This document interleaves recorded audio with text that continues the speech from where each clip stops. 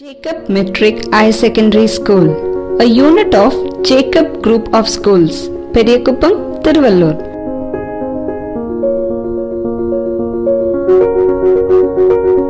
Admission notice for Standard 11, 2020-21, exclusively for girls. Registration for admission started. Groups offered: Group 1A, Physics, Chemistry, Mathematics and Computer Science. Group 1B, Physics, Chemistry, Mathematics and Biology.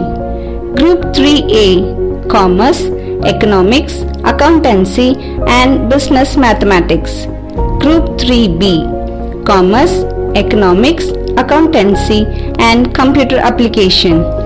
Unique features of our school: safe campus, well qualified and experienced teachers, mind relaxation camp, special sports camp, well equipped laboratory, periodical counseling, academic and career guidance by experts, digital and virtual library, intensified coaching for IIT, JEE and NEET.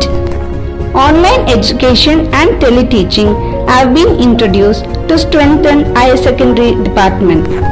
For admission, contact school office at number 4, 1st Street, Judges Colony, Periyakkuppam, Thiruvallur.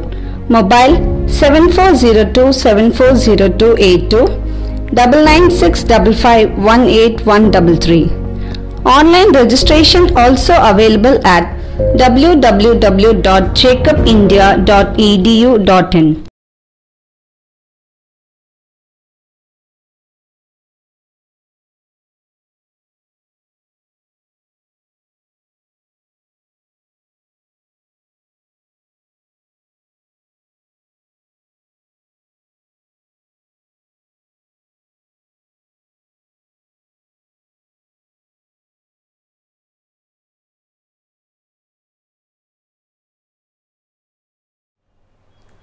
அனைவருக்கும் வணக்கம். நமது Jacob பள்ளியின் குழும பள்ளியின் டெலி தொலைக்காட்சியின் மூலமாக உங்களை காண்பதில் பெருமித மகிழ்ச்சி அடைகிறேன். என்னுடைய பெயர் மா சசிகலா. நான் தமிழ் ஆசிரியர். இப்போ நம்ம எந்த பகுதியை பார்க்க போகிறோம் அப்படின்னு பார்த்தீங்கன்னா 9ஆம் வகுப்பு தமிழ். 9ஆம் வகுப்பு தமிழில் இயல் 3 உள்ளத்தின் சீர் மணிமேகலை அப்படின்னு சொல்லிட்டு ஒரு கவிதை பேழையை நம்ம பார்க்க இருக்கிறோம். அதாவது மணிமேகலை அப்படின்னு சொன்னால் என்ன அப்படின்னு பார்த்தோம்னா, ஐம்பெரும் காப்பியத்தில் ஒன்று மணிமேகலை. இந்த மணிமேகலை பார்த்தீங்கன்னா இரட்டை காப்பியம் அப்படின்னு சொல்லுவாங்க. இரட்டை காப்பியத்தில் ஒன்று மணிமேகலை அப்படின்னு சொல்லுவாங்க. அதாவது இரட்டை காப்பியம் அப்படின்னா என்னென்ன பார்த்தீங்கன்னா, சிலப்பதிகாரம், மணிமேகலை, இரட்டை காப்பியம் அப்படின்னு சொல்லுவோம்.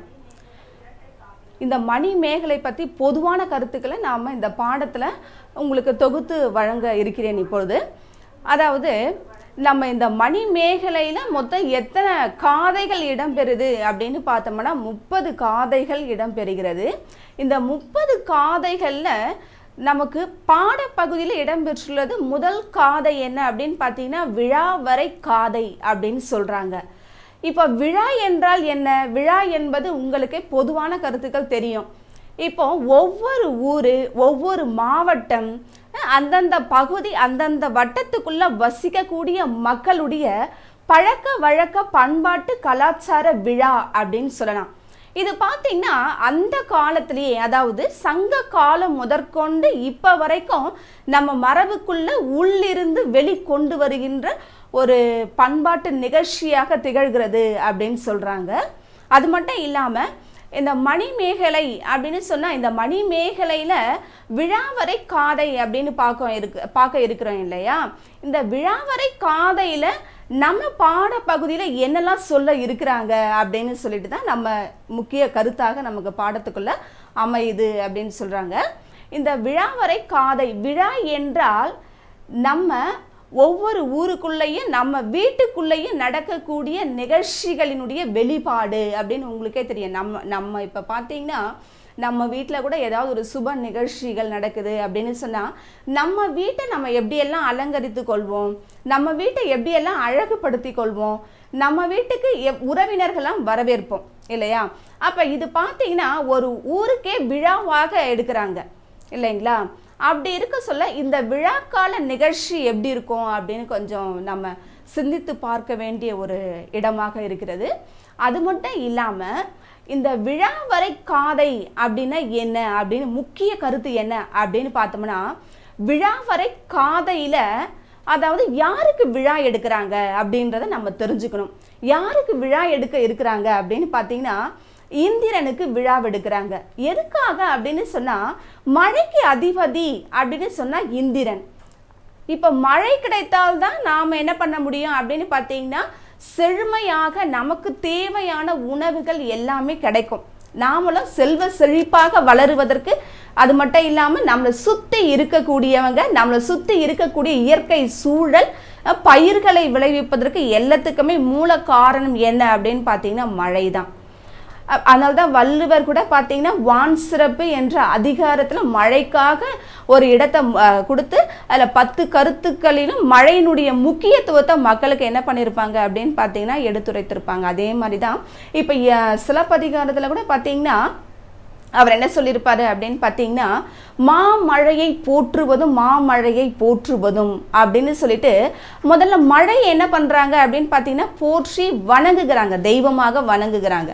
அதே மாதிரி தான் இங்கேயும் பார்த்தீங்கன்னா நம்ம மணி மேகலையில் என்ன பண்ணுறாங்க, உலகத்தில் வாழக்கூடிய உயிரினங்கள் அவங்களுடைய பசி பிணி போக்கணும். அவங்களுடைய பசி என்ன ஆகணும், இருக்கவே கூடாது மக்களுக்கு. பிணி என்றால் என்ன, நோய். பசி பிணியை போக்க வேண்டும்.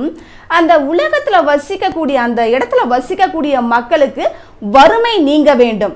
இதெல்லாம் நீங்கனாதான் அவங்க என்ன பண்ண முடியும், அவங்க நினச்சபடி நல்ல செல்வ செழிப்பாக வாழ முடியும் இல்லையா? அதனால் என்ன பண்ணுறாங்கன்னு பார்த்தீங்கன்னா இந்திரனுக்கு விழா எடுக்கிறாங்க. அது மொத்தம் எத்தனை நாட்கள் அப்படின்னு பார்த்தீங்கன்னா 28 நாட்கள் விழா கோலமாக காட்சி அளிக்குது அந்த இடமே. அதாவது புகார் நகரமே விழா கோலமாக காட்சி அளிக்குது அப்படின்னு சொல்கிறாங்க. புகார் நகர்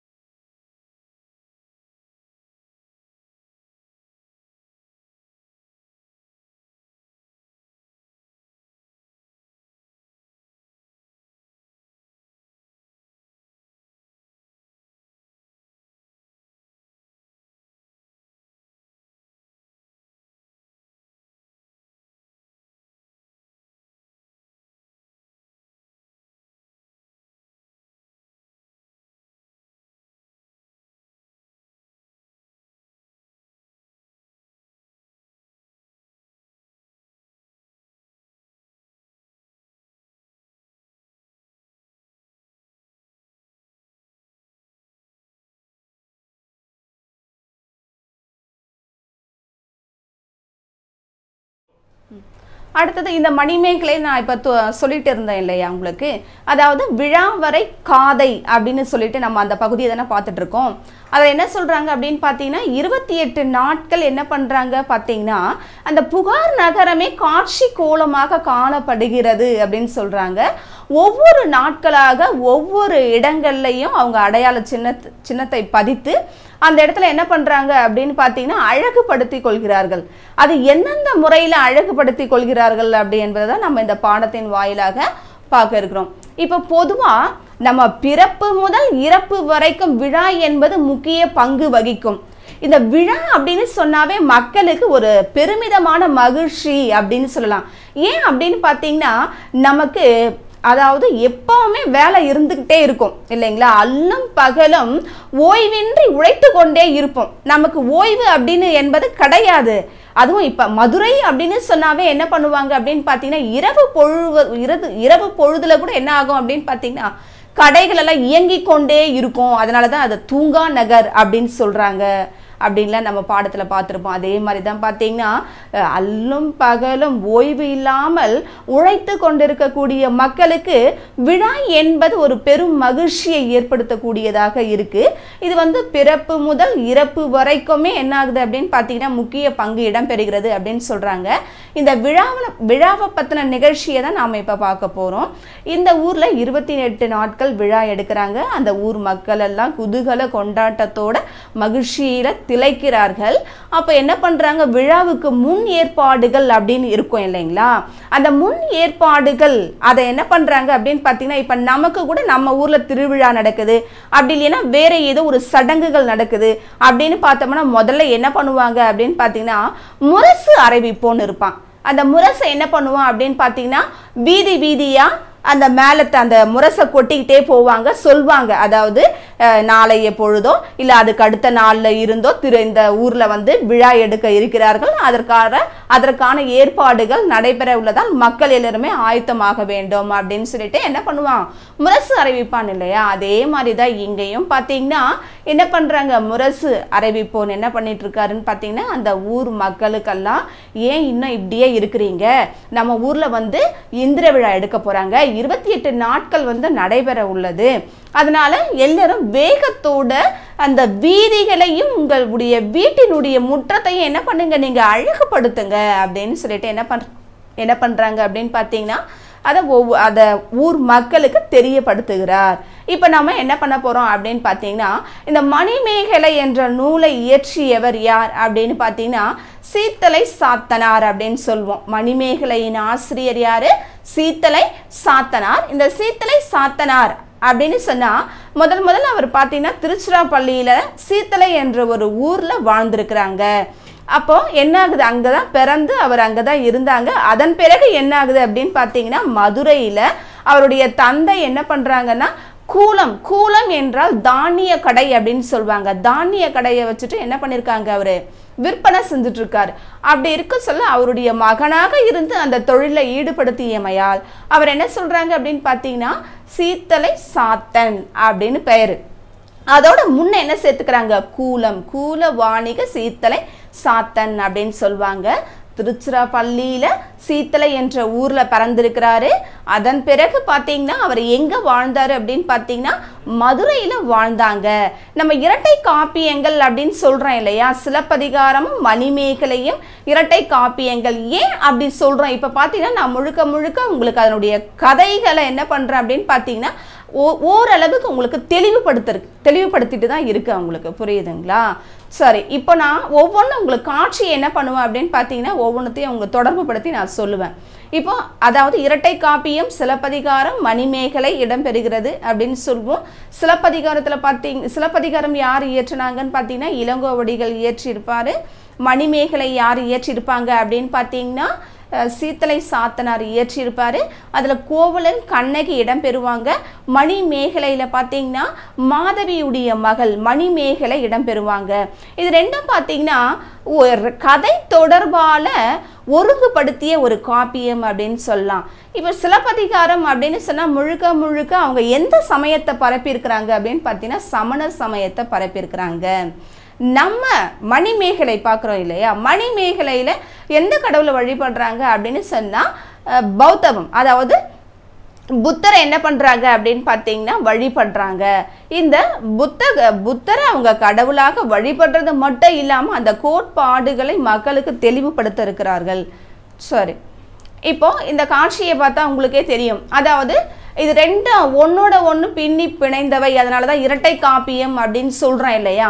இப்போ சிலப்பதிகாரத்தில் கண்ணகி, அதே மணிமேகலையில் மாதவி. இந்த காட்சியை பார்க்க சொல்லவே உங்களுக்கு தெரியும். கண்ணகியை பார்த்தீங்கன்னா கோபத்தோடையும் அந்த காட்சியில் இருப்பாங்க. மணிமேகலை பார்த்தீங்கன்னா அவங்க கையில் ஒரு அமுத சுரபி அற்றைய பாத்திரத்தை வச்சுட்டு என்ன பண்ணிட்டு இருப்பாங்க அப்படின்னு பார்த்தீங்கன்னா ஒரு கருணை குணத்தோட இருக்கிற மாதிரி தெரியும் உங்களுக்கு. இந்த கதையை நம்ம மேல் வகுப்புகள்லையும் அடுத்த வகுப்புகள்லையும் இதனுடைய முழு கருத்துக்களை நம்ம பார்க்க இருக்கிறோம். அதாவது இந்த கருத்துக்களை என்ன சொல்றாங்க அப்படின்னு பார்த்தீங்கன்னா தொடர்நிலை செய்யுள்ள இரட்டை காப்பியங்களாக இடம்பெறக்கூடியது சிலப்பதிகாரம் மணிமேகலை. இந்த ரெண்டு காப்பியங்களுமே பார்த்தீங்கன்னா தமிழ் மக்களினுடைய வாழ்வியலை சொல்லும் கருவூலமாக திகழ்கிறது. தமிழ் மக்களினுடைய வாழ்வியலை சொல்லும் கருவூலமாக திகழ்கிறது அப்படின்னு சொன்னா மணிமேகலை இது ஐம்பெரும் காப்பியத்தில் ஒன்றாக இடம்பெறுகிறது அப்படின்னு சொல்றாங்க. இதை தொடர்நிலை செய்யல இரட்டை காப்பியங்களாக இருக்குது. அடுத்தது பார்த்தீங்கன்னா நம்ம தமிழ் மக்களுக்கு தேவையாக இருக்கக்கூடிய கருத்துக்களை சொல்லும் ஒரு கருவூலம் அப்படின்னு சொல்லலாம். பாதுகாப்பு பெட்டகம் அதனால சொல்றாங்க. இந்த உலக நாகரிக முற்றம் அழிந்து விட்டால் கூட வள்ளுவனினுடைய அதாவது திருக்குறளும் கம்பனினுடைய காவியம் இருந்தால் மீண்டும் நம்ம தமிழர்களுடைய பழக்க வழக்க பண்பாடுகளை பெற்றுக்கொள்ளலாம் அப்படின்னு சொல்றாங்க இல்லையா. அதே மாதிரி தான் இந்த ஐம்பெரும் காப்பியங்களும் அப்படிதான். மக்கள் எப்படியெல்லாம் வாழறாங்க, எப்படியெல்லாம் இருந்தாங்க அப்படின்னு சொல்லிட்டு அதை தெளிவுபடுத்தக்கூடிய ஒரு இலக்கியமாக திகழ்கிறது அப்படின்னு சொல்றாங்க. சரி, முழுக்க முழுக்க இந்த மணிமேகலை அப்படின்னு சொன்ன இல்லையா, இந்த மணிமேகலையில எதை முக்கிய கருத்தாக வச்சிருக்கிறாங்க? மணிமேகலை அப்படின்னு சொன்னாவே இதுக்கு இன்னொரு பெயரும் இருக்கு. மணிமேகலைன்னு சொல்லுவாங்க, மணிமேகலை துறவு அப்படின்னு சொல்லுவாங்க. ஏன் அப்படின்னு பார்த்தீங்கன்னா இந்த நூல் முழுக்க முழுக்க துறவு நிலையை சார்ந்தது அப்படின்னு சொல்றாங்க. துறவுன்னா உங்களுக்கே தெரியும், தியான நிலை அப்படின்னு சொல்றது. தியானம் அப்படின்னா நாம் என்ன பண்ணுவோம் அப்படின்னு பார்த்தீங்கன்னா இல்லற வாழ்க்கையை துறந்து நம்ம முழுக்க முழுக்க தியான நிலையில தன்னை தனிமைப்படுத்தி கொண்டு என்ன பண்ணுவோம் அப்படின்னு பார்த்தீங்கன்னா தியான நிலையில இருக்கிறது. இப்போ புத்தர் கூட பார்த்தீங்கன்னா என்ன பண்றாங்க, ஒரு குறிப்பிட்ட வயது வரைக்கும் என்ன பண்றாரு, இல்லற வாழ்க்கையில பங்கு பெற்றவராக இருக்கின்றார். அதன் பிறகு அவர் என்ன பண்றாங்க அப்படின்னு பார்த்தீங்கன்னா புத்தர் போதி மரத்தடியில ஞான உதயம் பெற்றார் அப்படின்னு சொல்லுவோம் இல்லையா. எதுக்காக இந்த மக்கள் அடிக்கடிக்கு பிணிவாய் ஏற்படுகிறது, எதற்காக இறந்து போகிறார்கள், என்ன காரணம், இதற்கு தேவையானதை நம்ம கண்டுபிடிக்கணும் அப்படின்னு சொல்லிட்டு என்ன பண்றாங்க அப்படின்னு பார்த்தீங்கன்னா இல்லற வாழ்க்கையை துறந்து அவர் துறவரத்துல ஈடுபாட்டு கொண்டு தனிமைப்படுத்திக் கொள்கிறார்.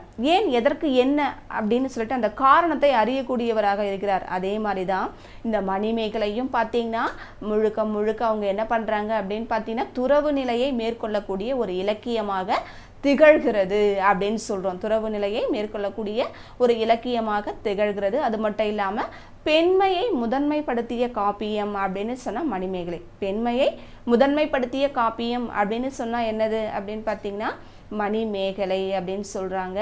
இவங்க தான் பார்த்தீங்கன்னா எல்லாருக்குமே என்ன பண்றாங்க, அன்னை தெரசா என்ன பண்ணியிருக்காங்க அப்படின்னு பார்த்தீங்கன்னா எல்லாருக்குமே அவங்க என்ன பண்ணுவாங்க, உதவி செய்வாங்க. இந்த நேரத்தில் ஒரு கதை எனக்கு நினைவுக்கு வருது. அன்னை தெரசா என்ன பண்றாங்கன்னு பார்த்தீங்கன்னா அவங்க அதாவது பிணியோடு இருக்கக்கூடியவங்கள ஆதரவு கொடுத்தாங்க. அவங்கள நம்பி நிறைய பேர் ஒரு சமூகமாகவே என்ன பண்றாங்கன்னு பார்த்தீங்கன்னா அரவணைத்து கொண்டு வாழுறாங்க. அப்படி இருக்க சொல்ல ஒவ்வொரு கடைக்கா சென்று என்ன பண்ணுவாங்கன்னு பார்த்தீங்கன்னா பிச்சை கேட்பாங்களாம். அப்படி கேட்க சொல்ல என்ன ஆகுது அப்படின்னு பார்த்தீங்கன்னா ஒருத்தர் காசு கொடுக்காம அவங்களுடைய கையில எச்சில உமிழ்ந்துருவாங்க. அப்ப கூட அவங்க என்ன பண்ணுவாங்க அப்படின்னு பார்த்தீங்கன்னா அவங்கள திட்ட மாட்டாங்க, கடிந்து கொள்ள மாட்டாங்க. என்ன சொல்லுவாங்களா, இது கொடுத்தது நீங்க, இதை தந்தது எனக்கு, அடுத்தது என்னுடைய பிள்ளைகளுக்கு என்ன தர போறீங்க அப்படின்னு சொல்லிட்டு அவங்க கிட்ட கேட்பாங்களாம். அதை பார்த்த உடனே அவருக்கு அப்படியே நெகிழ்ச்சியை உருவாக்கக்கூடியதாக இருக்கின்றது அந்த காப்பியம் அப்படின்னு சொல்றாங்க. இதுதான் என்ன அப்படின்னு பார்த்தீங்கன்னா நம்ம ஒரு துறவு நிலையை மேற்கொண்டு மக்களுக்கு உதவி செய்யக்கூடிய மனப்பான்மையில நம்ம ஈடுபட சொல்ல என்ன பண்ணணும் அப்படின்னு பார்த்தீங்கன்னா நமக்கு சகிப்புத்தன்மை அதிகமாக இருக்க வேண்டும் அப்படின்னு சொல்றாங்க.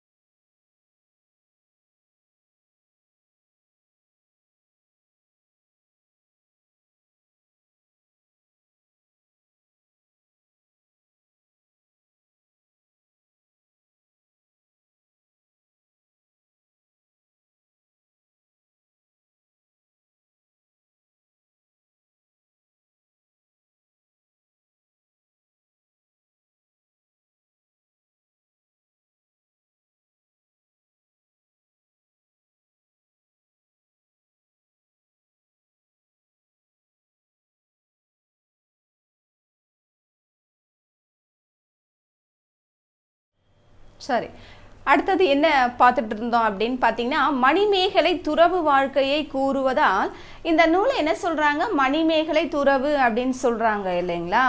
அதுக்கப்புறம் பார்த்தீங்கன்னா, பெண்மையை முதன்மைப்படுத்திய காப்பியம் அப்படின்னு சொன்னா மணிமேகலை தான். நான் இப்போ உங்களுக்கு கூட அன்னை தெரசாவை பற்றி சொன்னேன் இல்லைங்களா. அப்போது ஒரு சமூக தொண்டு புரிய சொல்ல பல வகையான இடர்பாடுகள் நமக்கு ஏற்படும். அதையெல்லாம் சகிக்கக்கூடிய மனப்பக்குவத்தை நம்ம ஏற்படுத்தி கொள்ள வேண்டும். அதனால தான் இதில் பார்த்திங்கன்னா, இந்த மணிமேகலை அப்படின்னு சொல்லக்கூடியவங்க இவங்க ஒரு புரட்சி பெண்மணியானது மட்டுமல்ல, இவங்க பல ஊர்களுக்கு சென்றும் அந்த மக்களுக்கு பார்த்திங்கன்னா அந்த அட்சய பாத்திரத்தின் மூலமாக அவங்களுடைய பசியை போக்குறது, அவங்களுடைய பிணியை போக்கக்கூடியவங்களாக இவங்க திகழறாங்க. சரி, இதை பற்றி நாம் என்ன பண்ணுவோம் அப்படின்னு பார்த்தீங்கன்னா, மேல் வகுப்பில் பார்ப்போம். நமக்கு கொடுக்கப்பட்டுள்ள பாடம் என்ன அப்படின்னு பார்த்தீங்கன்னா, மொத்தம் விழா வரை காதை அப்படின்னு சொல்கிறாங்க இல்லைங்களா. 30 காதையில் முதல் காதையாக இடம்பெறக்கூடியது. அதில் என்னென்ன சொல்ல போகிறாங்க அப்படின்றது தான் நம்ம முக்கிய கருத்தாக நம்ம இந்த பாடத்தில் பார்க்க இருக்கிறோம். சரி, இப்போ ஐம்பெரும் காப்பியம் அப்படின்னு சொன்னால் என்னென்ன அதை பார்த்துக்கங்க. சிலப்பதிகாரம், மணிமேகலை, குண்டலகேசி, வளையாபதி, சீவக சிந்தாமணி, இது மொத்தமே என்ன சொல்லுவோம் அப்படின்னு பார்த்தீங்கன்னா ஐம்பெரும் காப்பியங்கள் அப்படின்னு சொல்லுவோம். இதில் 5 காப்பியங்களும் வச்சுருக்காங்க. நம்ம பார்க்க போகிறது இந்த ஐம்பெரும் காப்பியத்தில் ஒன்றான மணிமேகலையில் ஒரே ஒரு காதையை மட்டும் தான் நம்ம பார்க்க இருக்கிறோம். சரி, இதுதான் பார்த்தீங்கன்னா புத்தர். இது அதாவது இந்த நம்ம எப்படி கம்பராமாயணம் பார்த்தீங்கன்னா 10,000க்கும் மேற்பட்ட பாடல்கள் இருக்குது. அதில் பார்த்தீங்கன்னா முதல்ல வடமொழியில் வான்மீகி எழுதியிருப்பார். அதன் பிறகு தான் கம்பர் பார்த்தீங்கன்னா எழுதியிருப்பார். அதனால் அது தழுவி எழுதப்பட்ட ஒரு நூல், வழிநூல் அப்படின்னு சொல்கிறோம் இல்லைங்களா. அதே மாதிரி தான் இங்கேயும் பார்த்தீங்கன்னா இந்த அதில் பார்த்தீங்கன்னா அதாவது சில காட்சிகள்லாம் இல்லாத காட்சிகள்லாம் கம்பர் அதுக்குள்ளே என்ன பண்ணுறாரு, புகுத்திருக்கிறார். அதனால தான் பார்த்தீங்கன்னா கம்பன் வீட்டு கட்டுதறியும் கூட கவி பாடும் அப்படின்னு சொல்லுவாங்க. கற்பனையில் சிறந்தவர், கல்வியில் சிறந்தவர், கற்பனை ஓட்டத்தை காண்பவர் அப்படின்னு சொன்னார் கம்பர். அதே மாதிரி இங்கே என்ன பண்ணியிருக்கிறாங்க அப்படின்னு பார்த்தீங்கன்னா, சீத்தலை சாத்தனார் இந்த பாடலை வடித்தது மட்டும் இல்லாமல் இந்த பாடலை சொல் அழகு, அதனுடைய பொருள் அழகு, இயற்கை வர்ணனையை உள்ள புகுத்தி அழகாக நமக்கு வடிவமைத்து கொடுத்துருக்கிறாரு அப்படின்னு சொல்கிறாங்க. சரி, இப்போ மணிமேகலை காப்பியத்தை இயற்றியவர் நான் ஏற்கனவே சொன்ன கூலவாணிக சீத்தலை சாத்தன். இவருடைய இயற்பெயர் என்ன அப்படின்னு பார்த்தீங்கன்னா சீத்தலை சாத்தன் என்பது தான். சீத்தலை என்பது என்ன அப்படின்னு பார்த்தீங்கன்னா அவர் பிறந்த ஊருன்னு சொல்வோம். நம்ம கூலம் ஏன் சேர்த்துக்கிட்டாங்க அப்படின்னு பார்த்தீங்கன்னா தானிய கடை வச்சுருந்தாங்களாம். அதனால் அவரை கூலவாணிக சீத்தலை சாத்தன் அப்படின்னு சொல்லுவாங்க. பிறந்தது திருச்சிராப்பள்ளியை சார்ந்த ஊராக இருந்தாலும் அவர் வாழ்ந்தது முழுக்க முழுக்க மதுரையே அப்படின்னு சொல்கிறாங்க. சரி, அதுக்கு அடுத்தது அதாவது இங்கே இந்த பார்க்க சொல்ல நம்ம ஒரு கருத்து நமக்கு நினைவில் வர வேண்டியது. அதாவது பெரும்பான்மையாக நம்ம தமிழ் காப்பியங்களை படிக்க சொல்ல பார்த்திங்கன்னா நிறைய நூல்களை எழுதக்கூடிய ஆசிரியர்கள் அவங்களுடைய குடிப்பெயர்களை சேர்த்து வச்சுப்பாங்க. இப்போ நம்ம கூட என்ன பண்ணுவோம், நம்மளுடைய பெயரை கூட அப்பா பெயரையோ இல்லை தாத்தா பாட்டி பெயரையோ சேர்த்து வச்சுப்பாங்க இல்லைங்களா. இல்லை நம்ம குலப்பெயர்களை வைப்பாங்க, குடிப்பெயர்களை வைப்பாங்க. இப்போ கூட சிலரெல்லாம் அந்த மாதிரி மரபுகளெல்லாம் பின்பற்றக்கூடியவர்களாக இருக்கிறார்கள். அதே மாதிரி தான் பார்த்தீங்கன்னா அந்த காலத்துலேயும் பாட்டை எழுதக்கூடிய புலவன் என்ன பண்ணுவான் அப்படின்னு பார்த்தீங்கன்னா அவருடைய குடிப்பெயரையோ இல்லை குலப்பெயரையோ இல்லை அப்பா பெயரையோ இல்லை அவங்களுடைய முன்னோர்களுடைய பெயர்களையோ சேர்த்து வச்சுப்பாங்க இல்லைங்களா. அப்போ நம்ம அதனால தான் ஒரு சில நூல்களுக்கு நமக்கு ஆசிரியர் பெயர் தெரியவில்லை என்றாலும் அவர் எழுதக்கூடிய அந்த நூலினுடைய கருத்தில் அந்த குறிப்பில் வச்சுட்டு இவர் இந்த சமயத்தை சார்ந்தவராக இருக்கலாம், இவருக்கு இந்த பெயர் அவருக்கு வச்சிருக்கலாம் அப்படின்னு சொல்லிட்டு நம்ம ஆராய்ச்சியின் மூலமாக என்ன பண்ணுறாங்க, கணிச்சு சொல்கிறாங்க இல்லைங்களா. அதுதான். சரி, அடுத்தது இந்த காட்சி இதில் பாருங்க, கூலம் என்றால் தானியம் அப்படின்னு சொன்ன இல்லையா. இவர் மதுரையில் சீத்தலை சாத்தனாக இடம்பெற்றிருக்கிறாரு. இவரோட இளங்கோவடிகளும் சீத்தலை சாத்தனும் 2 பேரும் பார்த்தீங்கன்னா சமகால புலவர்கள் அப்படின்னு சொல்லுவாங்க. கம்பராமாயணத்தில் கூட கம்பரும் ஒட்டக்கூத்தரும் சமகாலத்தை சார்ந்தவர்கள். அதாவது ஒரு நூற்றாண்டில் இவங்கெல்லாம் வாழ்ந்தாங்க அப்படின்னு பார்த்தீங்கன்னா அவங்க சமகாலத்தவர் அப்படின்னு சொல்கிறேன் இல்லைங்களா. அதே மாதிரி தான் இங்கேயும் பார்த்தீங்கன்னா இளங்கோவடிகளும் சீத்தலை சாத்தனாரும் பார்த்தீங்கன்னா சமகால புலவர்கள் அப்படின்னு சொல்லுவாங்க. அதனால தான் சீத்தலை சாத்தன் பார்த்தீங்கன்னா முழுக்க முழுக்க சிலப்பதிகாரத்தினுடைய வரலாற்றை யாருக்கு சொல்லியிருப்பாரு, இளங்கோவடிகளுக்கு சொல்லியிருப்பாரு கதையை. அந்த கதையை கேட்டு தான் இளங்கோவடி என்ன பண்ணிருக்கிறாரு, சிலப்பதிகாரத்தையும் வடிவமைச்சிருக்கிறாரு. தெரியுதுங்களா. சரி, அதனால இந்த இளங்கோவடிகள் என்ன பண்றாங்க அப்படின்னு பார்த்தீங்கன்னா, சீத்தலை சாத்தனாருக்கு பல பட்ட பெயர்களும் வைக்கிறாங்க. என்னென்ன அப்படின்னு பார்த்தீங்கன்னா, தண்டமிழ் ஆசான் அப்படின்னு சொல்றாங்க, சாத்தன் சொல்றாங்க, நன்னூர் புலவன் அப்படின்னு சில பட்ட பெயர்களும் என்ன பண்றாங்க அப்படின்னு பார்த்தீங்கன்னா இவருக்கு வைக்கிறாங்க. சரி, இதுதான் அதாவது என்ன அப்படின்னு பார்த்தீங்கன்னா, சொற்றுவை, பொருட்சுவை, இயற்கை வருணனை இதையெல்லாம் நிறைந்த ஒரு காப்பியம் அப்படின்னு சொன்னா மணிமேகலை அப்படின்னு சொல்றோம் இல்லையா, மணிமேகலை. அடுத்தது இப்போ நம்ம விழா வரை காதையில் என்ன சொல்லியிருக்கிறாங்க அப்படின்னு சொல்லிட்டு இப்போ நம்ம பாடத்துக்குள்ளே போக போகிறோம். இப்போ பார்த்தீங்கன்னா ஆசிரியர் குறிப்பை பார்த்தோம். அதன் பிறகு அதனுடைய அதாவது தொகுத்து வழங்கக்கூடிய கருத்து என்ன அப்படின்னு பார்த்தீங்கன்னா, அந்த நூலுக்கு எப்படியெல்லாம் இந்த பெயர்கள் எல்லாம் வச்சுருக்காங்க, அந்த காலத்து முதற்கொண்டு இக்காலம் வரைக்கும் மக்கள் எப்படியெல்லாம் வாழ்ந்துருக்கிறாங்க அப்படின்றத நம்ம ஓரளவுக்கு பார்த்தோம் இல்லைங்களா. இப்போ நம்ம இந்த பாடத்தின் மூலமாக நமக்கு என்ன சொல்ல வராங்க, இந்த கவிதை பேழையின் மூலமாக அப்படின்றத தான் பார்க்க வரோம். இந்த விழா வரை காதையில் என்ன சொல்லியிருக்கிறாங்க அப்படின்னு பார்த்தீங்கன்னா, முதல்ல இந்திர விழாவை காண வந்தோர் அப்படின்னு சொல்றது, அந்த விழாவுக்கான முன்னேற்பாடுகளை பற்றி அறிவுறுத்தல், விழாவுக்கான முன்னேற்பாடுகளை என்ன பண்றாங்க அறிவுறுத்துறது. அடுத்தது பட்டி மண்டபம் ஏறுமீன் அப்படின்னு சொல்றாங்க. அடுத்தது சினமும் பூசலம் கைவிடுக அப்படின்னு சொல்லியிருக்கிறாங்க. சினமும் பூசலம் கைவிடுக வாழ்த்தி அறிவுறுத்தல். கடைசியாக முடிக்க சொல்ல என்ன சொல்றாங்க அப்படின்னு பார்த்தீங்கன்னா, வாழ்த்தி அறிவுறுத்தல் அப்படின்னு சொல்றது. இது பார்த்தீங்கன்னா நம்ம முழுக்க எந்த ஊர்ல நடக்கக்கூடிய ஒரு நிகழ்ச்சியாக காணப்படுகிறது அப்படின்னு பார்த்தீங்கன்னா, காவேரி பூம்பட்டினம். இந்த காவேரி பூம்பட்டினத்தை அங்க ஒட்டி இருக்கக்கூடிய புகார் நகரத்தினுடைய அழகான எழிலோட கூடிய இந்த புகார் நகரத்தினுடைய சிறப்புகளை தான் நாம் என்ன பண்ணிட்டு இருக்கோம் அப்படின்னு பார்த்தீங்கன்னா இந்த பாடத்தின் வாயிலாக நம்ம காண இருக்கிறோம் அப்படின்னு சொல்றாங்க. அடுத்தது முரசு அறிவிப்போன் அப்படின்னு சொன்னா, அந்த ஊர்ல நடக்கக்கூடிய கலை நிகழ்ச்சிகள் முதற்கொண்டு எல்லா விதமான நிகழ்ச்சிகளுக்கும் முன்கூட்டியே என்ன பண்ணுவாங்க அப்படின்னு பார்த்தீங்கன்னா, அந்த நாட்டு மக்களுக்கு முரசு கொட்டி அறிவுறுத்துதல் அப்படின்னு சொல்றது. முரசு கொட்டி என்ன பண்ணுவாங்களாம் அறிவுறுத்துதல்.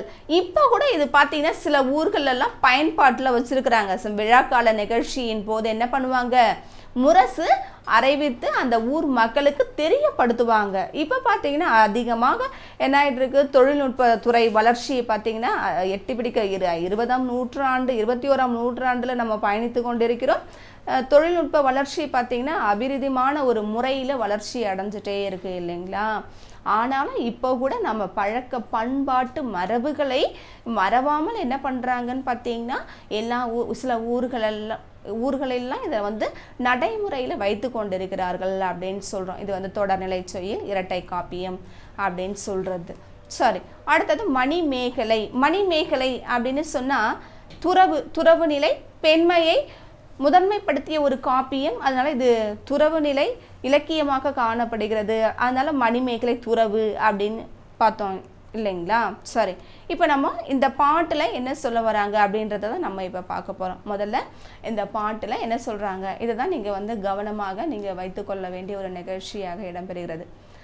மெய்த்திறம் வழக்கு நன்பொருள் வீடெனும் அப்படின்னு சொல்றாங்க. மெய்திறம் வழக்கு நன்பொருள் வீடெனும் இத்திரம் தத்தம் இயல்பின்றி காட்டும் அப்படின்னு சொல்றாங்க. முதல்ல இந்த 2 வரியை மட்டும் நம்ம பார்ப்போம். இந்த விழாவுக்கு யாரெல்லாம் வந்திருக்கிறாங்க, இந்த விழாவில் எப்படியெல்லாம் பங்கு பெறணும் அப்படின்னு சொல்லிட்டு அந்த முரசு அறிவிப்போன் என்ன பண்ணுறான் அப்படின்னு பார்த்தீங்கன்னா, அந்த நாட்டு மக்களுக்கு அறிவுறுத்துறானா, ஒவ்வொன்றா சொல்லிக்கிட்டே வரான். அதை மெய்த்திறம் வழக்கு. மெய் என்றால் என்ன, உண்மை. மெய்னா அப்படின்னு என்ன சொல்வோம், உண்மைன்னு சொல்வோம் இல்லையா. அப்போ மெய்த்திறம் வழக்கு நன்பொருள் வீடெனும் அப்படின்னு சொன்னால் உண்மை அறிந்த உலகியல், அதாவது 4 சொல்வோம். அதாவது என்னென்ன அப்படின்னு பார்த்தீங்கன்னா, அறம் பொருள் இன்பம் வீடு பேரு அப்படின்னு சொல்வோம். ஒவ்வொரு இலக்கியத்திலையுமே பார்த்தீங்கன்னா இது 4மே கண்டிப்பாக இடம்பெறக்கூடிய இலக்கியம். அப்படி இந்த 4மே இடம்பெற்றால் அதை என்ன சொல்லுவாங்க அப்படின்னு பார்த்தீங்கன்னா பேரிலக்கியம். சில நூல்களில் சில இலக்கியத்தில் அறம் பொருள் இன்பம் மட்டுமே இடம்பெற்றிருக்குமா, அதனால அதை என்ன சொல்லுவாங்கன்னா சிற்றிலக்கியம் அப்படின்னு சொல்லுவாங்க. 4ம் இடம்பெற்றால் பேரிலக்கியம், 3 மட்டும் இடம்பெற்றால் இல்லை 2 இடம்பெற்றால் அது என்ன சொல்லுவாங்க அப்படின்னு பார்த்தீங்கன்னா சிற்றிலக்கிய நூலாக எடுத்துக்கொள்வார்கள். ஆனால் அறம், மனிதனுடைய வாழ்க்கையில அறம் கிடைத்தால் பொருள் கிடைக்கும், பொருள் கிடைத்தால் இன்பம் கிடைக்கும். அப்போ ஒரு மனிதனுக்கு முக்கிய பங்காக இது 3மே கிடைத்தால் அவன் எப்படி இருப்பான் அப்படின்னு பார்த்தீங்கன்னா மகிழ்ச்சியான ஒரு நிலையில வீடு பேறு எய்துவான் அப்படின்னு சொல்றாங்க. புரியுதுங்களா? அறம் அப்படின்னு சொன்னா பழி பாவங்கள் நீங்கி நல்ல முறையில செல்வது. இப்போ நம்ம கூட பார்த்தீங்கன்னா காந்தியடிகள் முதல்ல வன்மத்தை கையாளுறாங்க விடுதலைக்காக. அதுக்கப்புறம் காந்தியடிகள் என்ன பண்றாங்க அப்படின்னு பார்த்தீங்கன்னா அகிம்சை முறையில கத்தி இல்லாம ஆயுதங்கள் எதையுமே பயன்படுத்தாமல் வன்முறையை கையாளாமல் என்ன பண்றாருன்னு பார்த்தீங்கன்னா அகிம்சை முறையில போர் புரிந்தார் அப்படின்னு சொல்றாங்கல்ல. அதே மாதிரி தான் நம்ம தமிழர்கள், நம்ம சங்க கால தமிழர்கள் முதற்கொண்டு இப்போ வரைக்குமே என்ன பண்றாங்க, நம்ம தமிழர்கள் அற வழியில முன்னேறி செல்பவர்கள் அப்படின்னு சொல்றாங்க. அப்ப மெய் என்றால் உண்மை.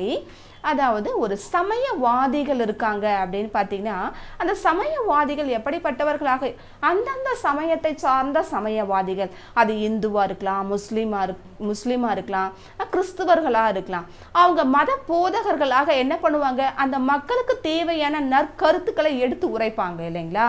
அதே மாதிரிதான் இங்கே என்ன சொல்றாங்க, மெய்திறம் வழக்கு நன்பொருள் வீரனும் அப்படின்னு பார்த்தீங்கன்னா மெய் என்றால் உண்மை, ஒரு மக்கள் வாழ வேண்டிய வழிமுறைகள், அந்த உலகியல்ல பயணிக்கக்கூடிய முறைகள், இது எல்லாத்தையுமே உள்ளடக்கி அவங்க எப்படி வாழணும்ன்ற அந்த தத்துவ பொருளை உள்ளடக்கி அந்தந்த இத்திரம் அப்படின்னா அந்தந்த மக்களுக்கு அந்தந்த நேரத்துல அவங்களுடைய இயல்பிற்கு ஏற்றார் மாதிரி இயற்கையான முறையில எடுத்துரைக்கும் சமயவாதிகள் அப்படின்னு சொல்றது. சமயவாதிகள்னா இதுதான். நாம இப்போ மணிமேகலை பார்க்குறோம் இல்லையா. இப்போ மணிமேகலை அப்படின்னு சொன்னா முழுக்க அதை எதை தழுவிய ஒரு நூல் அப்படின்னு பார்த்தீங்கன்னா அதில் பௌத்த சமயத்தை பரப்பக்கூடியதாக இருக்காங்க. பெரும்பாலும் இதில் எந்த சமயத்தை அப்படி சொல்கிறாங்க பார்த்தீங்கன்னா இந்துக்கள் அதிகமாக இடம்பெறக்கூடியவர்களாக இருக்கிறாங்க. அது மட்டும் இல்லாமல் இதில் நம்ம பொதுவான கருத்து அப்படின்னு சொன்னால் எல்லாம் யாவரும் கேளீர் அப்படின்னு சொல்லிடுறாங்க. புறநானூரில் யாவரும் யாதும் ஊரே யாவரும் கேளீர் அப்படின்னு சொல்கிறாங்க. அப்போ எல்லா பாகுபாடுகளுமே பார்க்காம மக்களுக்கு நல் உரை கூறுகின்ற இந்த சமயவாதிகள் என்ன பண்ணுறாங்கன்னு பார்த்தீங்கன்னா இந்த விழாவுக்கு வராங்க, கலந்து கொள்கிறார்கள் அப்படின்னு சொல்கிறாங்க. அடுத்ததாக நாம் என்ன பார்க்க போகிறோம் அப்படின்னு பார்த்தீங்கன்னா சமய கணக்கரம் தந்துரை போகி அமைய கணக்கரும் அகலாராகி. சமய கணக்கர் வந்துட்டாங்க இந்த விழாவுக்கு.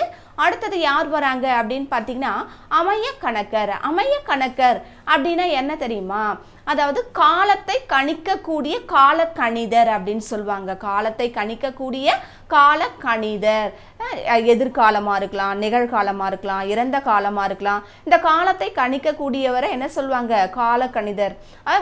அதாவது ஒரு ஆண்டுக்கு தேவையான பஞ்சாங்கத்தை இவங்க என்ன பண்ணியிருப்பாங்க, அவங்களுடைய இதுல எழுதி வச்சுப்பாங்க, அந்த பஞ்சாங்கத்துக்குள்ள எழுதி வச்சுப்பாங்க அப்படின்னு சொல்றாங்க. அப்ப முதல்ல என்ன சொல்றாங்க அப்படின்னு பார்த்தீங்கன்னா சமயவாதிகள் இந்த விழாவுக்கு வந்திருக்கிறாங்க. அடுத்தது யார் வந்திருக்கிறாங்க அப்படின்னு பார்த்தீங்கன்னா கால கணிதரும் இதுல வந்திருக்காங்க. அதாவது அகலார் ஆகி அப்படின்னு சொன்னா என்ன தெரியுமா, நீங்காத மக்கள், அந்த இடத்தை விட்டு நீங்காமல் இருக்கக்கூடியவர்களை தான் அகலார் ஆகி கரந்துரை எய்திய கடவுள் ஆளரும் அப்படின்னு சொல்றது. இதை இங்க பார்த்தீங்கன்னா என்ன சொல்றாங்க அப்படின்னு பார்க்க வேண்டியது நம்ம. அதாவது கால கணிதர் அப்படின்னு சொன்னா இந்த காலத்தை கணிக்கக்கூடியவராக இந்த காட்சியில பார்க்குறீங்க இல்லையா. அடுத்தது நாம் என்ன பண்றோம், கடவுளர் அப்படின்னு சொன்னா எல்லா மதத்தை சார்ந்த கடவுளருமே இதில் இடம்பெறக்கூடியவர்களாக இருக்கிறார்கள். அதுல பார்த்தீங்கன்னா தேவர் உருவம், அதாவது நேர்முகமாக கடவுளே வந்து அந்த விழாவுக்கு கலந்து கொள்ளாமல் மனித உருவத்துல வரக்கூடியது, மனிதருடைய உருவத்துல வரக்கூடியவர்களை தான் என்ன சொல்றாங்க அப்படின்னு பார்த்தீங்கன்னா கரந்துரை எய்திய கடவுள் ஆளரும் பரந்தரும் ஏண்டிய பாடை மாக்களும் அப்படின்னு சொல்றாங்க. பரந்தரும் ஏண்டிய பாடை மாக்கள். பரந்தரும் அப்படின்னா என்ன தெரியுமா, கடல். அதாவது இப்போ முழுக்க முழுக்க இந்த புகார் நகரம் அப்படின்னு சொன்னோம்னா எந்த இடத்தை சுற்றி இருக்கக்கூடிய ஒரு நகராக காட்சியளிக்குது அப்படின்னு பார்த்தீங்கன்னா கடல் வாணிகம் செய்யக்கூடிய ஒரு இடம் அப்படின்னு சொன்னால் பூம்புகார் அப்படின்னு சொல்லுவோம். இங்கே பார்த்தீங்கன்னா அயல் நாட்டவரும் நம்ம நாட்டுக்கு வருவாங்க, நம்ம நாட்டில் இருக்கக்கூடியவங்களை என்ன பண்ணுவாங்கன்னு பார்த்தீங்கன்னா அயல் நாடு மேலை நாடுகளுக்கு செல்வார்கள். அதாவது இவங்க என்ன பண்ணுறாங்க, வாணிக தொடர்பு வச்சுக்கிறாங்க. இங்கே நமக்கு என்னென்ன பொருள்கள் எல்லாம் விளை பொருள்கள் எல்லாம் கிடைக்குதோ அந்த விளை பொருட்கள் எல்லாம் அதாவது பழமையான காலத்தில் சங்க காலத்தில் பார்க்க சொல்ல பார்த்தீங்கன்னா உள்ளூர்லேயே என்ன பண்ணுறாங்க, வணிகத்தை பண்டம் மாற்றும் முறையில் அவங்க சிறப்பாக வைத்துக் கொள்கிறார்கள். ஐவகை திணைகளாக பிரிச்சாங்க இல்லைங்களா, குறிஞ்சி, முல்லை, மருதம், நெய்தல், பாலை அப்படின்னு சொல்லிட்டு ஐவகை திணையில பிரிக்க சொல்ல குறிஞ்சியில் அவங்களுக்கு என்ன பொருள் கிடைக்கும், அப்ப முல்லையில என்ன பொருள் கிடைக்கும், மருதத்துல என்ன பொருள் கிடைக்கும் அப்படின்றத அந்தந்த பொருளை அந்த ஐவகை திணைக்குள்ளேயே பண்டம் மாற்றும் முறைகளாக பழக்கப்படுத்தி கொள்கிறார்கள். அதன் பிறகுதான் என்ன பண்றாங்க அப்படின்னு பார்த்தீங்கன்னா கடல்ல இருந்து களம் இறங்கி மேலை நாடுகளுக்கும் செல்றாங்க. அந்த அயல் நாட்டவரும் நம்ம நாட்டுக்கு வராங்க. அப்ப நமக்கு இல்லாத பொருட்களை அவங்களுக்கு கொடுத்தோம், அவங்களுக்கு கிடைக்கக்கூடிய பொருளை நமக்கு கிடைக்காத பட்சத்துல நாம என்ன பண்ணிக்கிறோம் அப்படின்னு பார்த்தீங்கன்னா வாங்கிக்கிறோம். இந்த மாதிரி பண்டம் மாற்றும் முறைகள் எல்லாம் இருந்தது. அதான் பரந்தரும் ஈண்டிய பாடை மாக்கள். பாடை மாக்கள் அப்படின்னா என்ன அப்படின்னு பார்த்தீங்கன்னா பல மொழிகளை பேசக்கூடிய மக்களை பாடை மாக்கள் அப்படின்னு சொல்லுவாங்க. ஏன் அப்படின்னு பார்த்தோம்னா அங்கே வணிக ஸ்தலமாக இருந்ததுன்னு சொல்கிறோம் இல்லையா. பூம்புகார் நகர் பார்த்தீங்கன்னா அந்த பூம்புகார் நகரில் வணிக தொழிலின் காரணமாக பல நாட்டு அதாவது அறிஞரும் வணிகர்களும் என்ன பண்ணுறாங்க அப்படின்னு பார்த்தீங்கன்னா அந்த இடத்துல பங்கு பெறுறாங்க. பங்கு பெற்று அவங்க ஒவ்வொரு வணிகருமே ஒவ்வொரு மொழியை பேசக்கூடியவர்களாக இருக்கிறார்கள். அப்போ ஒவ்வொரு மொழியை பேசக்கூடியவர்களாக இருக்க சொல்ல என்ன சொல்றாங்க அப்படின்னு பார்த்தீங்கன்னா பாடை மாக்கள். பாடை மாக்கள்னா பல மொழிகளை பேசக்கூடிய வணிகர்களும் எங்க வந்திருக்கிறாங்க, இந்த விழாவுக்கு வந்திருக்கிறாங்க, இந்திர விழாவுக்கு வந்திருக்கிறாங்க அப்படின்னு சொல்றாங்க. அடுத்தது பார்த்தீங்கன்னா ஐம்பெரும் குழுவும் என் பேர் ஆயமும் வந்தருங்குழி வான்பதி தன்னுள் அப்படின்னு சொல்றாங்க. ஐம்பெரும் குழுவும் என் பேர் ஆயமும் வந்தருங்குழி வான்பதி தன்னுள் அப்படின்னு. அதாவது வேற யாரெல்லாம் இடம் பெற்றிருக்கிறாங்க அப்படின்னு பார்த்தீங்கன்னா ஐம்பெரும் குழுவினர் வந்திருக்காங்க. அடுத்தது என் பேர் ஆயம். எண் என்றால் என்ன சொல்லுவோம், 8. தமிழ்ல எண் என்றால் 8ன்னு சொல்லுவோம்.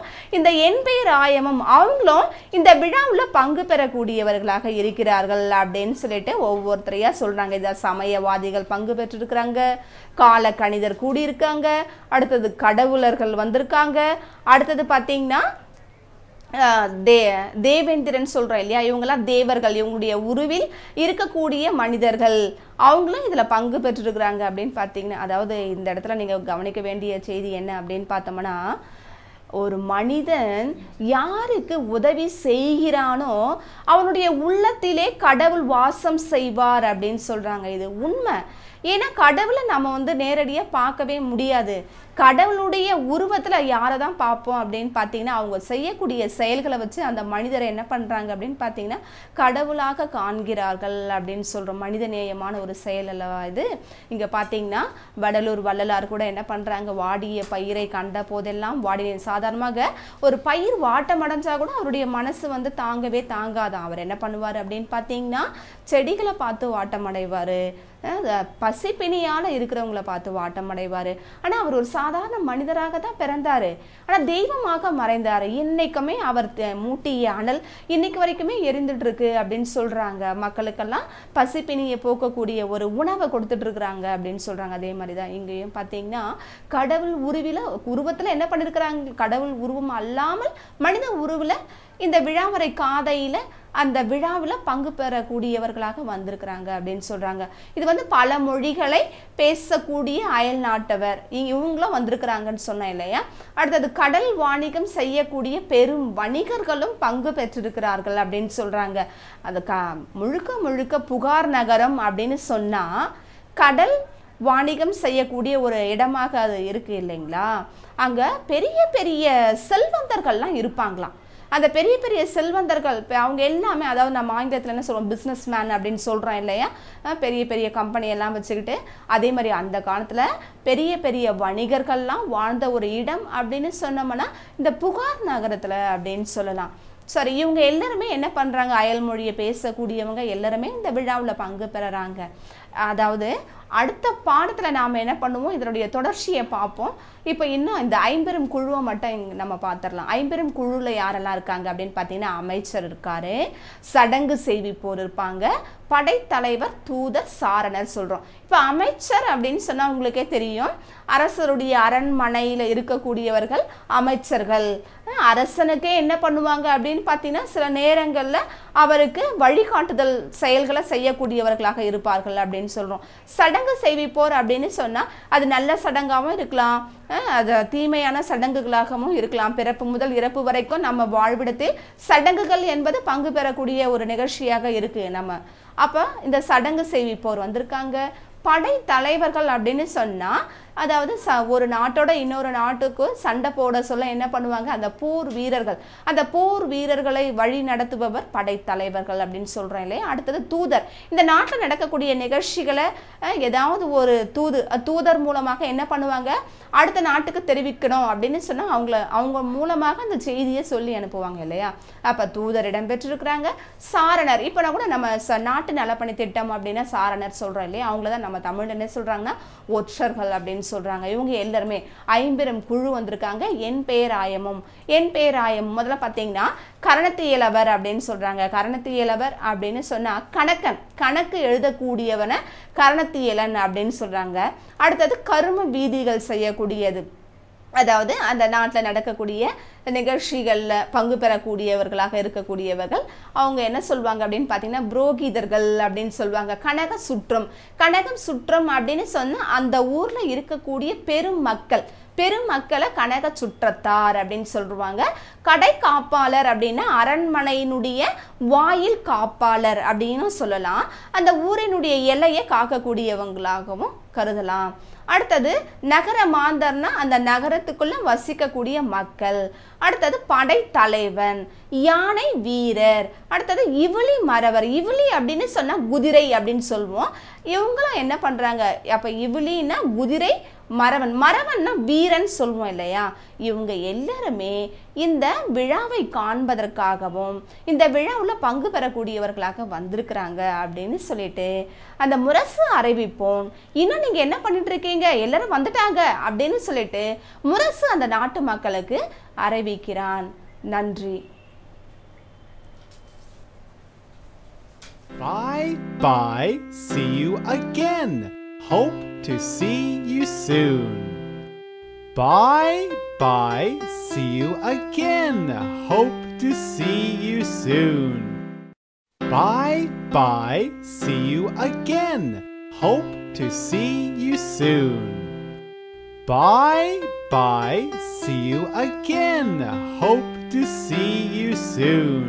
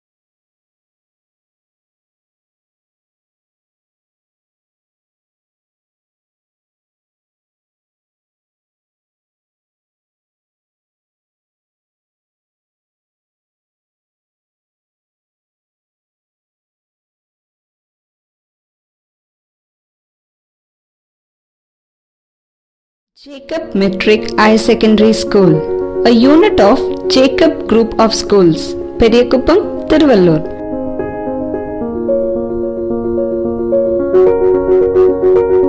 Admission notice for Standard 11, 2020-21, exclusively for girls. Registration for admission started. Groups offered: Group 1A, Physics, Chemistry, Mathematics and Computer Science. Group 1B, Physics, Chemistry, Mathematics and Biology. Group 3A, Commerce, Economics, Accountancy and Business Mathematics. Group 3B, Commerce, Economics, Accountancy and Computer Application.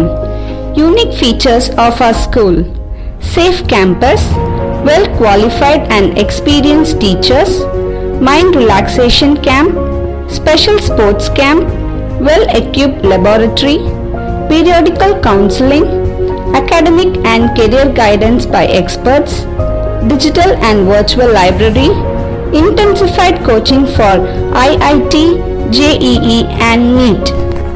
Online education and teleteaching have been introduced to strengthen higher secondary department. For admission, contact school office at number 4, 1st Street, Judges Colony, Periyakkuppam, Thiruvallur. Mobile 7402740282 9965518133. Online registration also available at www.jacobindia.edu.in.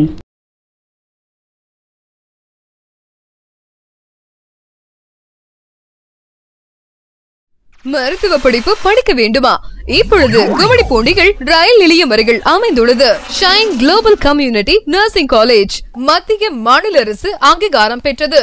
Courses: medical laboratory technology 1 year, diploma medical laboratory technology 2 years, diploma in patient care 1 year and 2 year மற்றும் பிரதம மந்திரியின் PMKVY திட்டத்தின் கீழ் கும்மிடிப்பூண்டி பேரூராட்சிக்கு உட்பட்டு மிகவும் பின்தங்கிய நிலையில் உள்ள மாணவ மாணவிகளுக்கு இலவசமாக AC technician, general duty assistant nursing course திறமையான ஆசிரியர்களை கொண்டு பயிற்சி அளிக்கப்படுகிறது. முதலாம் ஆண்டு மற்றும் 2ஆம் ஆண்டு படிக்கும் மாணவ மாணவியர்களுக்கு அரசாங்க மருத்துவமனைகள் மற்றும் தனியார் மருத்துவமனைகளில் நேரடியாக மேற்பயிற்சிகள் அளிக்கப்பட்டு படிப்பின் இறுதியாண்டில் கேம்பஸ் இன்டர்வியூ மூலம் சென்னை மற்றும் இந்தியாவில் பல்வேறு பகுதிகளிலும் வேலை வாய்ப்பை ஏற்படுத்தி தருகிறோம்.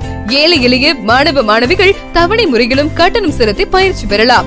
முதலில் சேரும் 30 மாணவியர்களுக்கு 5% கட்டணம் தள்ளுபடி மற்றும் ஷூ, யூனிஃபார்ம், மெட்டீரியல் இலவசமாக தருகிறோம். பிரதம மந்திரியின் PMKVY திட்டத்தின் கீழ் நடத்தப்படும் வகுப்பில் சேரும் மாணவ மாணவியர்களுக்கு uniform, notebooks, ID card, bag அனைத்தும் இலவசம். மேலும் மிக குறைந்த இடங்களே இருப்பதால் மாணவ மாணவியர்கள் உடனே இந்த அரிய வாய்ப்பை பயன்படுத்திக் கொள்ளுங்கள். Contact Shine Global Community College, மத்திய மாநில அரசு அங்கீகாரம் பெற்றது. Number 69B MS Bota Complex, காட்டுக்குள்ளை தெரு, railway station road, Gummidipoondi. Sell 8925296484 and 6385909289.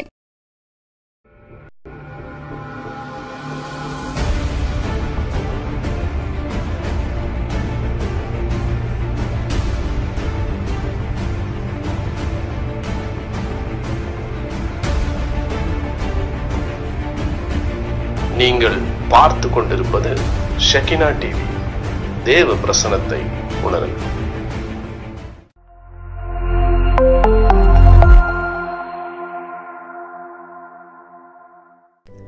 நம்முடைய திருச்சபையின் வளர்ச்சி நாளுக்கு நாள் பெருகி வரும் நிலையில் நம்முடைய நிர்வாகத்தை எளிதுபடுத்தும் நோக்கில் ஐனல் டெக்னாலஜிஸ் ஆகிய நாங்கள் எக்லீசியா எனப்படும் ஒரு மென்பொருளை திருச்சபைக்கு அர்ப்பணிப்பதில் மிகுந்த மகிழ்ச்சி கொள்கிறோம். இதன் மூலம் எளிதாக திருச்சபை அங்கத்தினரின் தகவல்கள், சந்தா காணிக்கை மட்டுமல்லாது நன்கொடை விவரங்கள், அறுப்பின் பண்டிகை, சேர்ப்பின் பண்டிகை ஆகியவற்றின் ஏல விவரங்களை எளிதாக கணக்கிடவும் திருச்சபையின் பொருளாளர் மற்றும் செயலாளர் வசதிக்கு ஏற்ப இதனை நாங்கள் வடிவமைத்து உள்ளோம். மேல் சொன்னபடி இன்னும் இது போன்ற பல சிறப்பம்சங்களை எக்லீசியா உள்ளடக்கியுள்ளது. எக்லீசியா நம்முடைய திருச்சபைகளுக்கு பயன்பெறும் என்பதில் எந்தவித ஐயமும் இல்லை. மேலும் விவரங்களுக்கு 9789814269 என்ற அலைபேசி எண்ணை தொடர்பு கொள்ளுங்கள். Website www.shine-global.org. www.alayam.inal.com. Hello friends, என்னப்பா இது இந்த லாக்டவுனும் முடியும்னு பார்த்துட்ருக்கோம், முடியவும் மாட்டேங்குது, நம்மளால் ஸ்கூல்ஸ்க்கோ போக முடியலன்னு கவலைப்பட்டுட்டு இருக்கீங்களா? இனிமேல் கவலைப்பட தேவையில்லை ஃப்ரெண்ட்ஸ். ஏன்னா நம்மளுக்காக ஜேக்கப் குரூப் ஆஃப் ஸ்கூல்ஸ் மற்றும் ஷெக்கினா டிவி இணைந்து வழங்கும் Jacob tele school.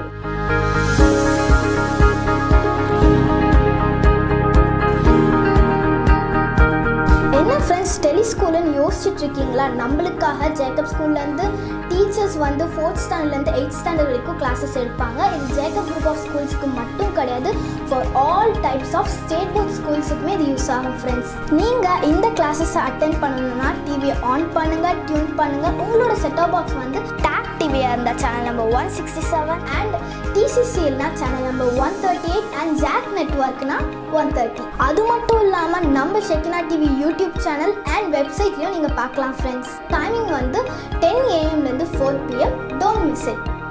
Media partners: Tamil Nadu Consumer Protection Organization, All India People Rights Protection Organization, Citizen Consumer Club, the Bharat Scouts and Guides, Tirthani Educational District.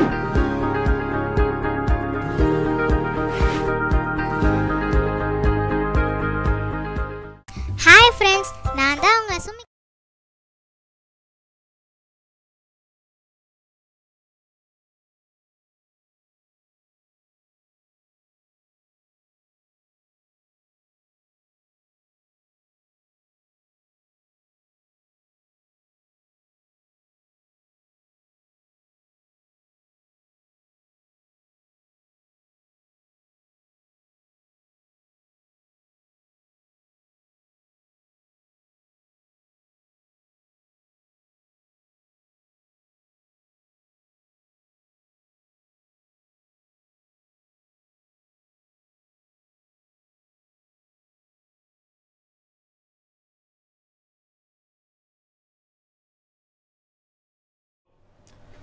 So good afternoon students and viewers.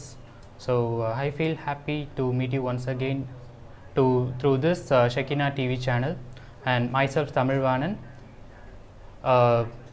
from Jacob Group of School, and I welcome you all to the Jacob Tele School.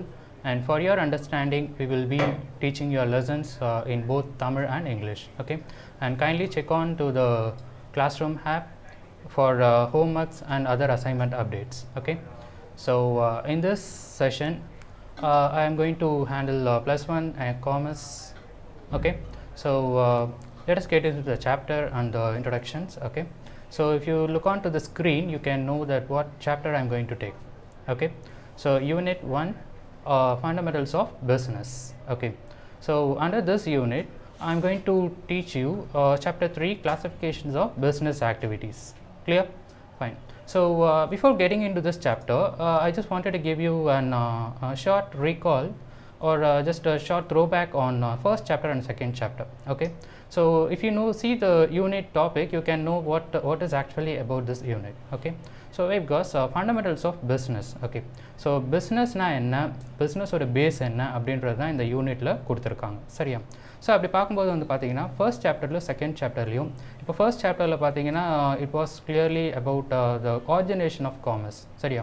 So காமர்ஸோட origination, வணிகம்னா என்ன, பண்டைய தமிழ் கல்ச்சரில் வந்து பார்த்திங்கன்னா எப்படி காமர்ஸ்ன்ற விஷயம் இருந்தது அண்ட் எப்படி டெவலப் ஆச்சு, and about barter system, all this things you might have come across already.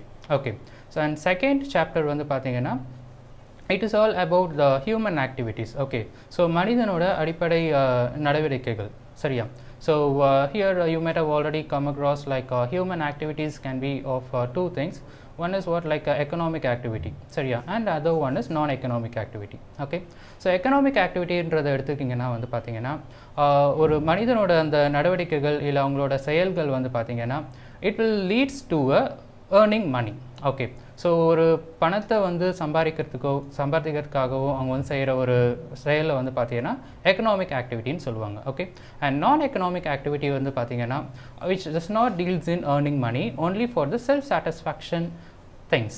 Okay, so that is அவங்களோட மன நிம்மதிக்காகவும் அவங்களோட விருப்பப்பட்ட செயலுக்காகவும் செய்யறது வந்து பார்த்தீங்கன்னா நான் எக்கனாமிக் ஆக்டிவிட்டின்னு சொல்லிட்டு நம்ம செகண்ட் சாப்டரில் பார்த்துருப்போம். ஓகே, ஸோ இது அப்படியே தொடர்ந்து வந்து பார்த்தீங்கன்னா தேர்ட் சாப்டரில் classifications of business activity. Okay, so இப்போ பிஸ்னஸ் ஆக்டிவிட்டி உங்களுக்கு தெரியும், பிஸ்னஸ்னாலே what it is like something which a man is interested in earning some money. Okay, business is what is an activity. சரியா?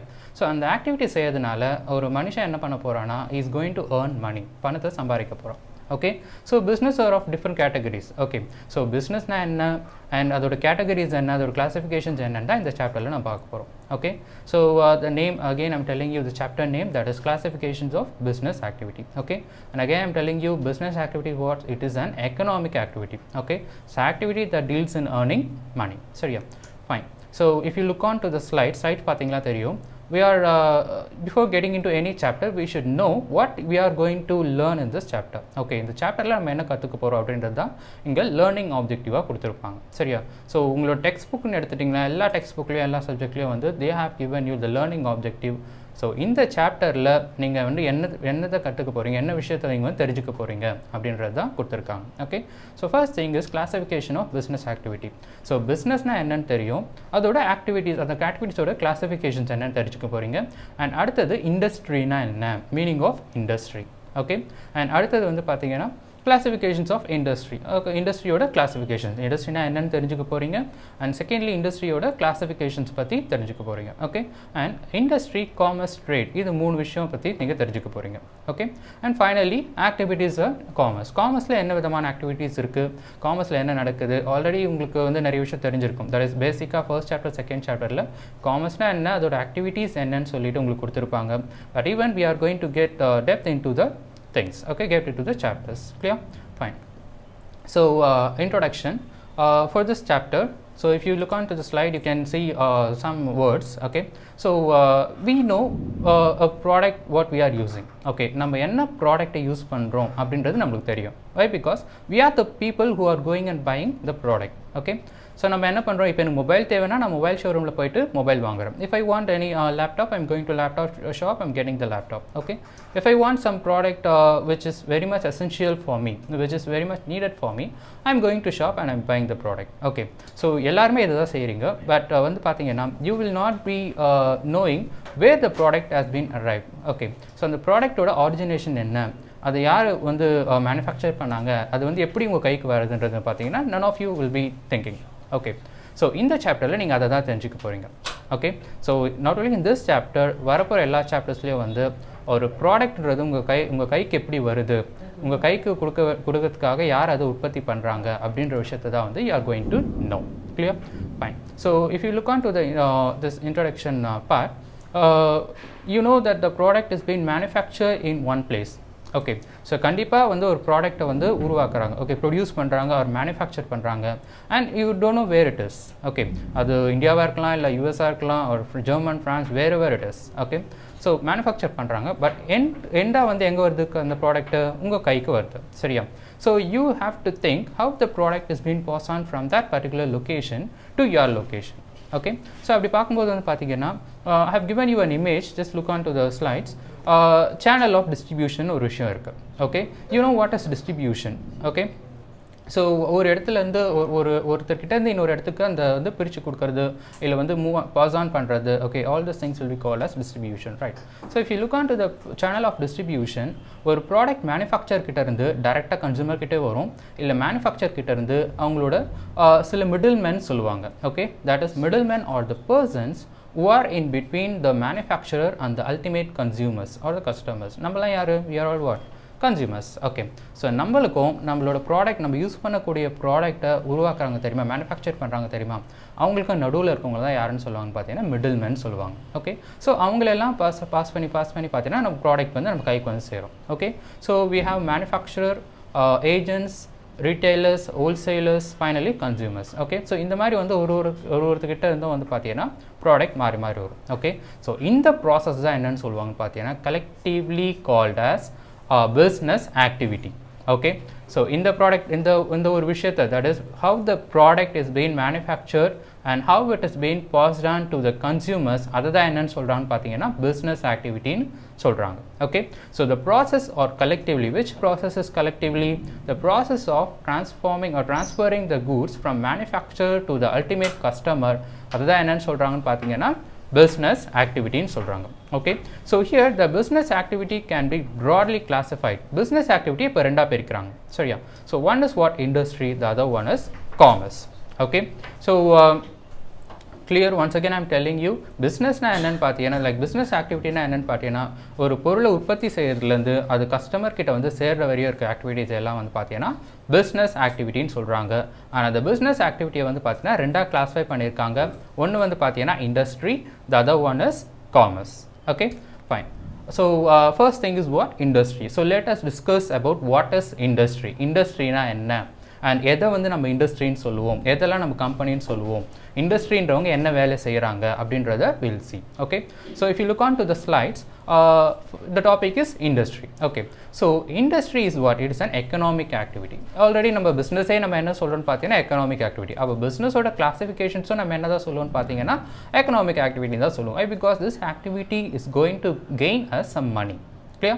So here it is an economic activity and which connect the conversions of resource to the useful product. Okay, so conversion of resource to the useful product. Okay, so இதை வந்து நான் வேற விதமாக சொன்னா உங்களுக்கு புரியும். Conversion of raw material into the finished product. Okay, so ஒரு பொருளை உற்பத்தி செய்யறதுக்கு கண்டிப்பாக அதோட மூலப்பொருள்ன்றது ஒரு தேவை. ஓகே, ஸோ ஃபார் எக்ஸாம்பிள் இப்போ சிம்பிளஸ்ட் எக்ஸாம்பிள் எடுத்துக்கிறீங்களா, எல்லாரும் யூஸ் பண்ணக்கூடிய ஒரு பொருள் and like for example sugar எடுத்துக்கலாம், சக்கரை. Okay, so you know that sugar where we are getting from sugar cane. Okay, so and the sugar cane வந்து பாத்தீங்கன்னா வந்து it is what? It is a raw material and sugar is what? It's a product. Okay, so அதில் நிறைய by productsலாம் வரும். Okay, so for what I'm telling you this is industryன்றது அதுதான். Okay, it is going to convert or it is going to connect the conversion of resource into a useful goods. ஒரு ரிசோர்ஸை ஒரு நல்ல பயன் தர ஒரு பொருளாக வந்து மாற்றுறது தான் என்னென்னு பார்த்தீங்கன்னா industry. Okay, and one of the most important thing what I've highlighted, if you see on the screen you can see ஒரு சென்டென்ஸை போல்டாக ஹைலைட் பண்ணியிருப்பேன். என்னென்னு பார்த்தீங்கன்னா production side of the business activity is called industry. Okay, so நான் இதுக்கு முன்னாடி business ஆக்டிவிட்டிக்கு ஒரு டெஃபினேஷன் கொடுத்தேன், right? So that is what all the activities involved in transforming or this transferring the goods from manufacturer to the producer, manufacturer to the consumers ன்னு பார்த்தீங்கன்னா அதுதான் என்ன சொன்னேன்னு பார்த்தீங்கன்னா பிஸ்னஸ் ஆக்டிவிட்டி. இப்போ அந்த பிஸ்னஸ் ஆக்டிவிட்டியில் இண்டஸ்ட்ரியை மட்டும் நம்ம தனியாக எடுத்துட்டா அந்த ப்ராசஸ் தட் இஸ் அந்த ஒரு ப்ராடக்டை ப்ரொடியூஸ் பண்ணுறாங்க தெரியுமா, ப்ரொடக்ஷன் பண்ணுறாங்க தெரியுமா, அந்த ப்ரொடக்ஷன் தான் என்னன்னு பார்த்தீங்கன்னா இண்டஸ்ட்ரின்னு சொல்லுவாங்க. Okay, so the production side okay of the business is called industry. Clear? Fine. So இந்த வேர்டை நீங்கள் நோட் பண்ணிக்கணும். Clear? So suppose உங்களுக்கு யாராச்சும் இண்டஸ்ட்ரினா என்ன, if you are going for an interview or if someone is asking what is industry அப்படின்னு சொல்லிட்டு உங்களுக்கு கேட்டாங்கன்னா you can clearly tell them that the production side of the business activity. Business activity is huge. Okay, business activity வந்து simple ஒரு buying and selling கூட business activity தான். Okay, but அப்படி பார்க்கும்போது பார்த்தீங்கன்னா here the production side, உற்பத்தி செய்கிற சைடை மட்டும்தான் என்னன்னு சொல்லுவாங்க பார்த்தீங்கன்னா இண்டஸ்ட்ரி அப்படின்னு சொல்லிட்டு சொல்லுவாங்க. Okay, fine. அண்ட் இண்டஸ்ட்ரி வந்து பார்த்தீங்கன்னா நம்ம ஜஸ்ட் நார்மலாக யூஸ் பண்ணக்கூடிய வேர்ட்ஸில் வந்து it gives another meaning. Okay, so அது என்ன மீனிங்னா வந்து the term industry is also used to mean a group of firm, group of company. Okay, so இன்னும் உங்களுக்கு தெளிவாக சொல்லணும்னா இப்போ ஃபார் எக்ஸாம்பிள் ஒரு கார் எடுத்துக்கிறோம், ரைட்? So you know different car companies நிறைய ஃபோர்டு இருக்குது, ஹியூண்டே இருக்குது, ஓகே, அண்ட் டாட்டா இருக்குது. You have lot of car companies. Okay, so ஒரு கம்பெனியை நீ இண்டிவிஜுவலாக சொல்லும்போது அது கம்பெனின்னு சொல்லுவேன். when you group all the company together you will call them as a car industry அப்படின்னு சொல்லிட்டு சொல்லுவீங்க. Okay, so if you look on to the slides you can see 2 examples what I have given. Okay, so அதே மாதிரி இந்த car example மாதிரியே வந்து பார்த்தீங்கன்னா cotton textile industry சொல்லியிருக்கேன். Okay, so cotton textile industry அப்படின்னு எடுத்துக்கும் போது பார்த்தீங்கன்னா இந்த இடத்துல வந்து இப்போ யூனோ லைக் ட்ரெஸ்ஸிங் பவுன் ரேமான்ஸ் இருக்குது, ஓட்டோ இருக்குது, அந்த மாதிரி நிறைய வந்து brands and companies இருக்குது. Okay, all these things put together will be calling as a cotton textile industry. Okay, and second வந்து பார்த்தீங்கன்னா electronic industry. Okay, so electronic industry நான் இதெல்லாம் classify பண்ணலான்னு பார்த்தீங்கன்னா I can say like mobile, laptops, cameras, TV, everything can be classified under the electronic industry. சரியா? So இப்போ இண்டஸ்ட்ரினா என்னன்னு புரிஞ்சிச்சுல, and don't get confused, industry is different, company is different. Okay, so ஒரு company நீ தனிப்பட்ட முறையில் ஒரு company அப்படின்னு சொல்லணும்னா இப்போ ஃபோர்ட்னா ஃபோர்ட் கம்பெனி அப்படின்னு சொல்லிட்டு சொல்லலாம். Okay, or you can say Hyundai company அப்படின்னு சொல்லிட்டு சொல்லலாம். மாருதி கம்பெனின்னு சொல்லலாம். But when you just collectively call them, you can call them as what industry? Car industry. So car industry என்ன பண்ணுவாங்கன்னா car manufacture பண்ணுவாங்க. Bike industry என்ன பண்ணுவாங்க? Bike manufacturing பண்ணுவாங்க. Okay, so அந்த மாதிரி வந்து different types of industry will have the different types of line of product for manufacturing. Okay, fine. So industry na என்னன்னு தெரிஞ்சுக்கிறீங்க? Nothing but it is what the production side of the business activity is called industry. Clear? And industry oda meaning enna? It is not similar to the company. Okay, so all the companies or firm put together will be called as an industry. Clear? Fine. So I hope you all can able to understand it and clearly mean it. Okay, fine. Second one pathina we are going to get to know about the kinds of industry. Okay, so if you look on to the slide pathina theriyum, I have given you a chart. Okay, so that is the classifications of industry ஓட classifications என்ன அப்படின்னு சொல்லிட்டு பார்த்திருப்போம். Okay, so industries வந்து பார்த்தீங்கன்னா ரெண்டு broad கேட்டகரியில் they are classifying. Okay, so one is what paste on the activity they do. சரியா? ஸோ அவங்க செய்கிற அந்த ஆக்டிவிட்டியை பேஸ் பண்ணி ஒரு கிளாஸிஃபிகேஷன். அண்ட் செகண்ட் வந்து பார்த்தீங்கன்னா அவங்களோட size. Okay, so like a small industry, big industry, okay அந்த மாதிரி சொல்கிறது தெரியுமா? அந்த சைஸை மீன் பண்ணி they have classified. Okay, so kinds of industrial or classifications of industrial we have two major heads.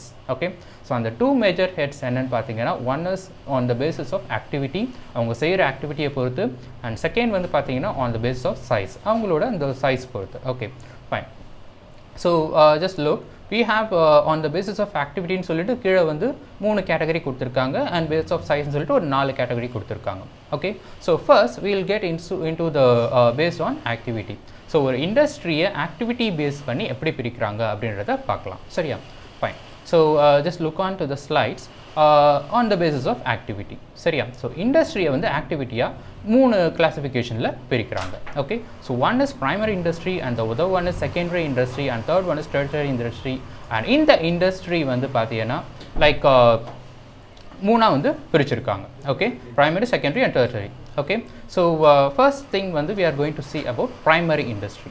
Primary முதல். Okay, you know what is the meaning of primary? Okay, so எதை நம்ம பிரைமரிக்கு மீன் பண்ணுவோம் பார்த்தீங்கன்னா ஃபர்ஸ்ட் ஸ்டேஜ் தான் நம்ம என்ன சொல்லுவோம்னு பார்த்தீங்கன்னா ப்ரைமரின்னு சொல்லுவோம். ஓகே, ஸோ அப்போ இண்டஸ்ட்ரியிலேயே வந்து அந்த மாதிரி ஸ்டேஜஸ் இருக்குது அப்படின்றத they are telling. Okay, so first thing is what? Primary industry. Okay, fine. So primary industry is concerned with production of goods with the help of nature.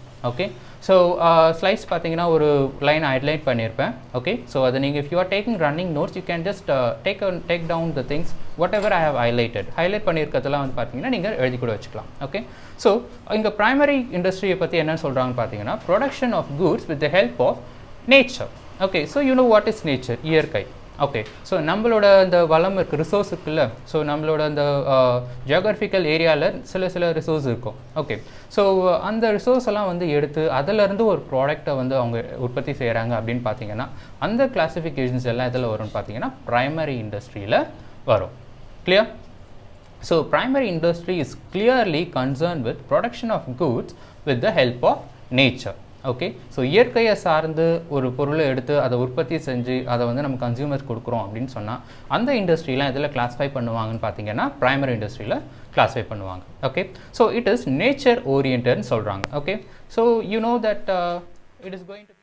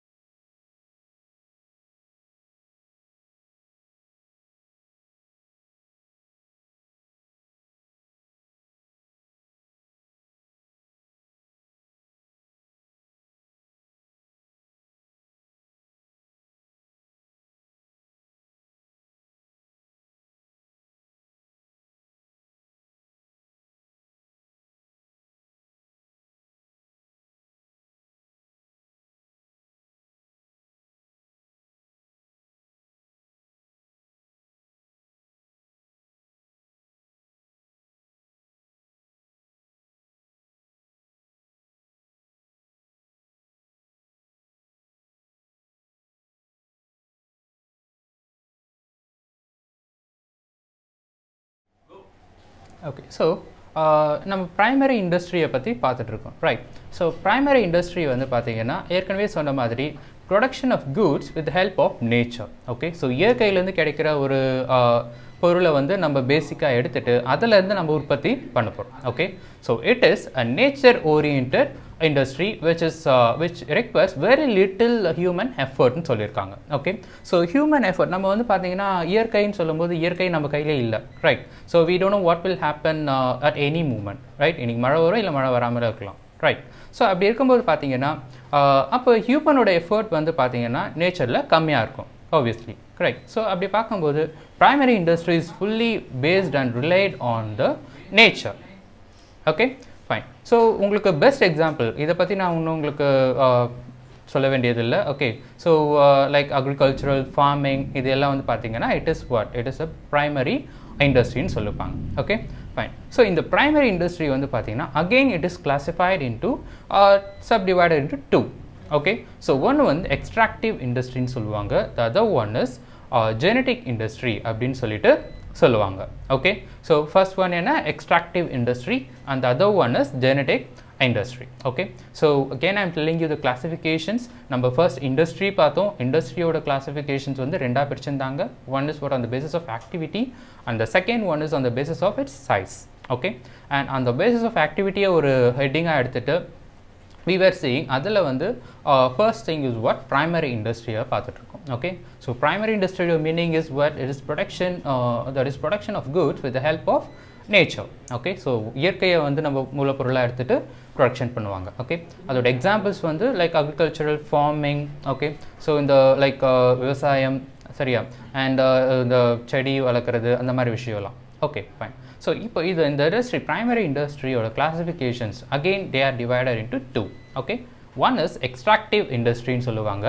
The other one is genetic இண்டஸ்ட்ரின்னு சொல்லுவாங்க. Okay so slides பார்த்தா உங்களோட அதோட classification தெரியும். One is extractive, the other one is genetic industry. Okay so first one the extractive industry na ennu solittu paakalam. Okay so if you look on to the slides you can see two images. Okay so ஒரு இமேஜில் வந்து என்ன பண்ணுறாங்கன்னு பார்த்தீங்கன்னா பூமியிலிருந்து உங்களுக்கு தேவையான மினரல்ஸை எடுக்கிறாங்க. ஓகே இன்னொரு இமேஜில் வந்து ஆயில்ஸ். ஓகே ஸோ பூமியிலேருந்து ஆயில் அதெல்லாம் வந்து எடுக்கிறாங்க சரியா. ஸோ இப்போ எக்ஸ்ட்ராக்டிவ் இண்டஸ்ட்ரினா இந்த இமேஜ் பார்த்தாலே உங்களுக்கு வந்து ஒரு ஐடியா வந்திருக்கும் what can be the extractive industry அப்படின்னு சொல்லிட்டு. Nothing but when the industries that is the base of industry are just taken out from the natural resource. நம்ம பூமியில் கிடைக்கக்கூடிய ஒரு நேச்சுரல் ரிசோர்ஸ்லேருந்து அதோட பேஸ் பொருள் எடுத்தாங்கன்னா அதுதான் என்னென்னு சொல்லுவாங்க பார்த்தீங்கன்னா எக்ஸ்ட்ராக்டிவ் இண்டஸ்ட்ரின்னு சொல்லிட்டு சொல்லுவாங்க. Okay so if you look on to the slides again you can clearly know that. Okay so these industry extract or draw out product from the natural resource. இயற்கையில் கிடைக்கிற ஒரு பொருளை வந்து பூமியிலேருந்து எடுத்தாங்கன்னா அதான் என்னது எக்ஸ்ட்ராக்டிவ் இண்டஸ்ட்ரின்னு சொல்லிட்டு சொல்லுவாங்க. ஓகே ஸோ எக்ஸாம்பிள் வந்து பார்த்தீங்கன்னா you know like farming, mining. Okay oil drill பண்ணி எடுக்கிறது, ஹண்ட் பண்ணுறது, தட் இஸ் நம்மளோட இயற்கையில் கிடைக்கிறது எல்லாமே. Okay so this is called what extractive industry சரியா. செகண்ட் வந்து பார்த்தீங்கன்னா ஜெனட்டிக் இண்டஸ்ட்ரி அப்படின்னு சொல்லிட்டு சொல்லுவாங்க. ஓகே ஸோ ஜெனட்டிக் இண்டஸ்ட்ரியும் இவங்க ஸ்லைட்ஸில் கொடுத்துருக்க ரெண்டு இமேஜை பார்த்தாலே உங்களுக்கு தெரிஞ்சிடும். என்னென்னு பார்த்தீங்கன்னா like it involves in growing something. Okay so like அந்த கோழி பண்ணை. Okay and nursery. ஓகே செடிங்கெல்லாம் வைப்பாங்க தெரியுமா, அந்த மாதிரி நர்சரிஸ் அது எல்லாம் வந்து பார்த்தீங்கன்னா ஜெனட்டிக் இண்டஸ்ட்ரின்னு சொல்லுவாங்க. ஓகே ஸோ இந்த இண்டஸ்ட்ரியில் என்ன பண்ணுவாங்கன்னு பார்த்தீங்கன்னா this industry remain engaged in breeding of plants and animals. Okay so like இந்த செடியை வந்து புது ஒரு ஹைப்ரிட் செடியாக எதிர்த்து வர்றது, இல்லை வந்து லைக் பிளான்ட்ஸ் அண்ட் அனிமல்ஸ் வந்து பார்த்தீங்கன்னா லைக் இந்த மாட்டுப்பண்ணை. ஓகே ஸோ அந்த மாதிரி விஷயத்தெல்லாம் வந்து தே will B growing, they will B developing. Okay so இதுதான் என்னென்னு சொல்லுவாங்க பார்த்தீங்கன்னா ஜெனட்டிக் இண்டஸ்ட்ரி அப்படின்னு சொல்லிட்டு சொல்லுவாங்க. ஓகே ஸோ எக்ஸாம்பிள்ஸ் வந்து nursery companies like nursery like என்னது இந்த செடியெல்லாம் வந்து சின்ன சின்ன ஷாப்ஸ் மாதிரி கூட வச்சுட்டு இருப்பாங்க. Okay and what they will be doing, they will be selling plants to others. Okay fine. And next வந்து poultry, dairy products. Okay so இதெல்லாம் வந்து ஜெனட்டிக் இண்டஸ்ட்ரி அப்படின்னு சொல்லிட்டு சொல்லுவாங்க. ஓகே ஸோ ப்ரைமரி இண்டஸ்ட்ரியோட கிளாசிஃபிகேஷன்ஸில் first one is what the extractive industry and second one is what the genetic industry. clear புரிஞ்சுதா? So இது ஜஸ்ட் நார்மலாக நீங்கள் பார்க்கக்கூடிய விஷயம் தான், நீங்கள் ஏற்கனவே ஃபேஸ் பண்ண விஷயம் தான், but you are just learning it in a subject.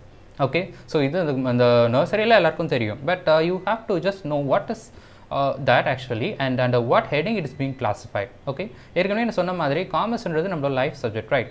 So நம்ம ஏற்கனவே நம்ம லைஃப்ல பார்க்குறது தான் நம்ம சப்ஜெக்டாக படிக்க போகிறோம். Okay, so this all thing you know, but you don't know that it is being classified under the primary industry அப்படின்னு சொல்லிட்டு. Okay, so from this class you might be knowing that. Clear? Fine. Second classifications. Okay, so industry oda second classification is secondary industry. Okay, primary industry la paathutom. Okay, second one pathina secondary industry nu solittu solluvaanga. Okay, so neenga slides paatha theriyum secondary industry na enna nu solittu ungalku oru idea vandrum. Okay, that is with the image what I have given. சரியா?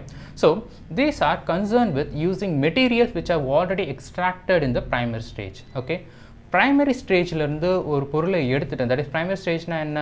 Like what we are getting from the நேச்சர்லேருந்து நம்ம எடுக்கிற ஒரு ப்ரைமரியான விஷயத்தை அதை again நம்ம வந்து ஒரு மேனுஃபேக்சரிங் ப்ராசஸில் போட்டு ஒரு ப்ராடக்டாக நம்ம எடுக்கிறோம் அப்படின்னு சொன்னோன்னா அதுதான் என்னென்னு சொல்லுவாங்கன்னு பார்த்தீங்கன்னா செகண்டரி இண்டஸ்ட்ரி அப்படின்னு சொல்லிட்டு சொல்லுவாங்க. Okay, so again if you just see what I have highlighted, the using of materials which is already is being taken from the primary stage.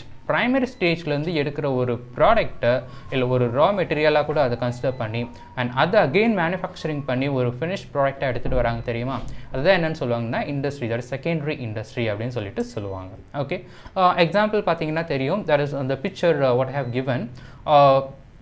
என்ன பண்ணுறாங்க, அந்த அயன் ஓர். ஓகே, ஸோ அதை எடுத்து என்ன பண்ணுறாங்க, they are putting into manufacturing, melting it down and அதுலேருந்து ஒரு ப்ராடக்ட்டை வந்து பார்த்தீங்கன்னா அந்த ஸ்டீலாக எடுக்கிறாங்க. ஓகே, ஸோ இந்த அயன் ஓர் தட் இஸ் இந்த பூமியிலேருந்து எடுக்கிறத வந்து பார்த்தீங்கன்னா நம்ம ப்ரைமரியில் பார்த்துட்டோம். Okay, that is like iron ore that is இந்த மைனிங்லலாம் எடுக்காங்க தெரியுமா? ஸோ அந்த மாதிரி விஷயம், ரைட்? ஸோ அது அகெயின் என்ன பண்ணுறாங்க போட்டு they are making one product that is steel, iron, அந்த மாதிரி விஷயம்லாம். ஓகே, ஸோ இதுதான் என்னன்னு சொல்கிறாங்கன்னு பார்த்தீங்கன்னா செகண்டரி இண்டஸ்ட்ரி அப்படின்னு சொல்லிட்டு சொல்லுவாங்க. Okay, so if you look on to the slides, example like mining or iron ore is a primary industry and அதுலேருந்து என்ன பண்ணுறாங்க, they are manufacturing the steel.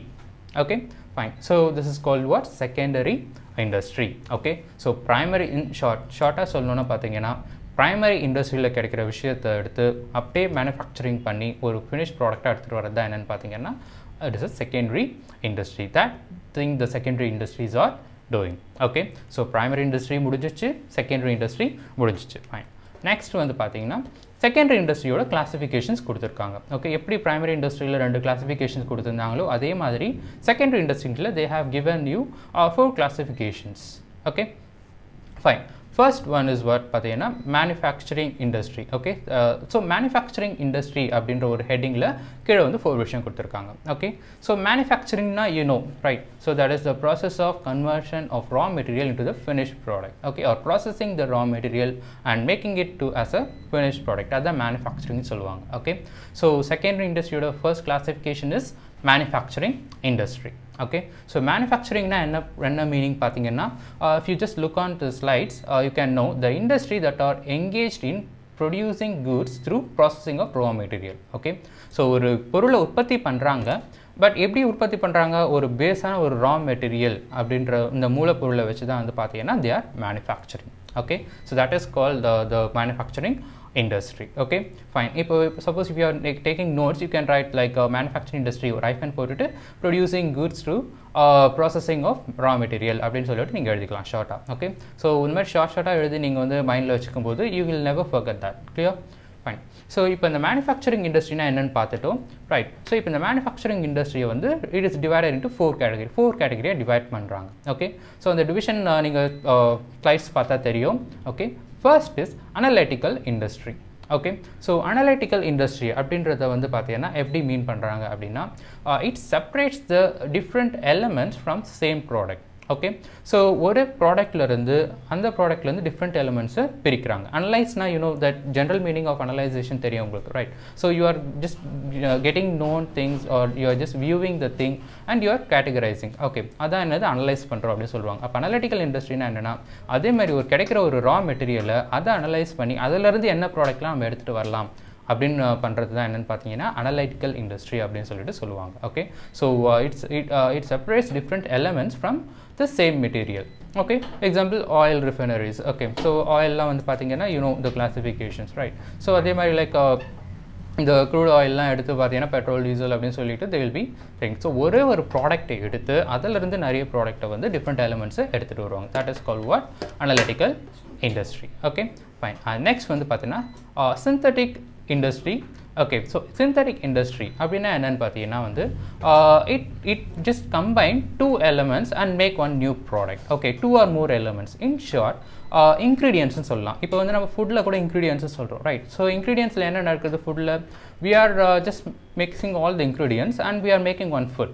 Okay, so இப்போ அந்த மாதிரி ஒரு டிஷ்ஷை வந்து எல்லாத்தையும் சேர்த்து செஞ்சால் தான் அது ஒரு டிஷ். அதே மாதிரி இந்த synthetic industry அப்படின்னு சொல்லிட்டு பார்த்தீங்கன்னா it just make the various ingredients நிறைய பொருளை சேர்த்து ஒரு பொருளை எடுத்துகிட்டு வர்றது. ஓகே, லைக் சிமெண்ட்லாம் வந்து பார்த்தீங்கன்னா அந்த மாதிரி 2-3 பொருளை சேர்த்து தான் சிமெண்ட் உருவாக்க முடியும். Okay, so that is called what synthetic industry. And next is what processing industry. Okay, so processing industry வந்து பார்த்தீங்கன்னா it is like it just process the raw material and end result வந்து பார்த்தீங்கன்னா ஒரு finished ப்ராடக்டாக இருக்கும்.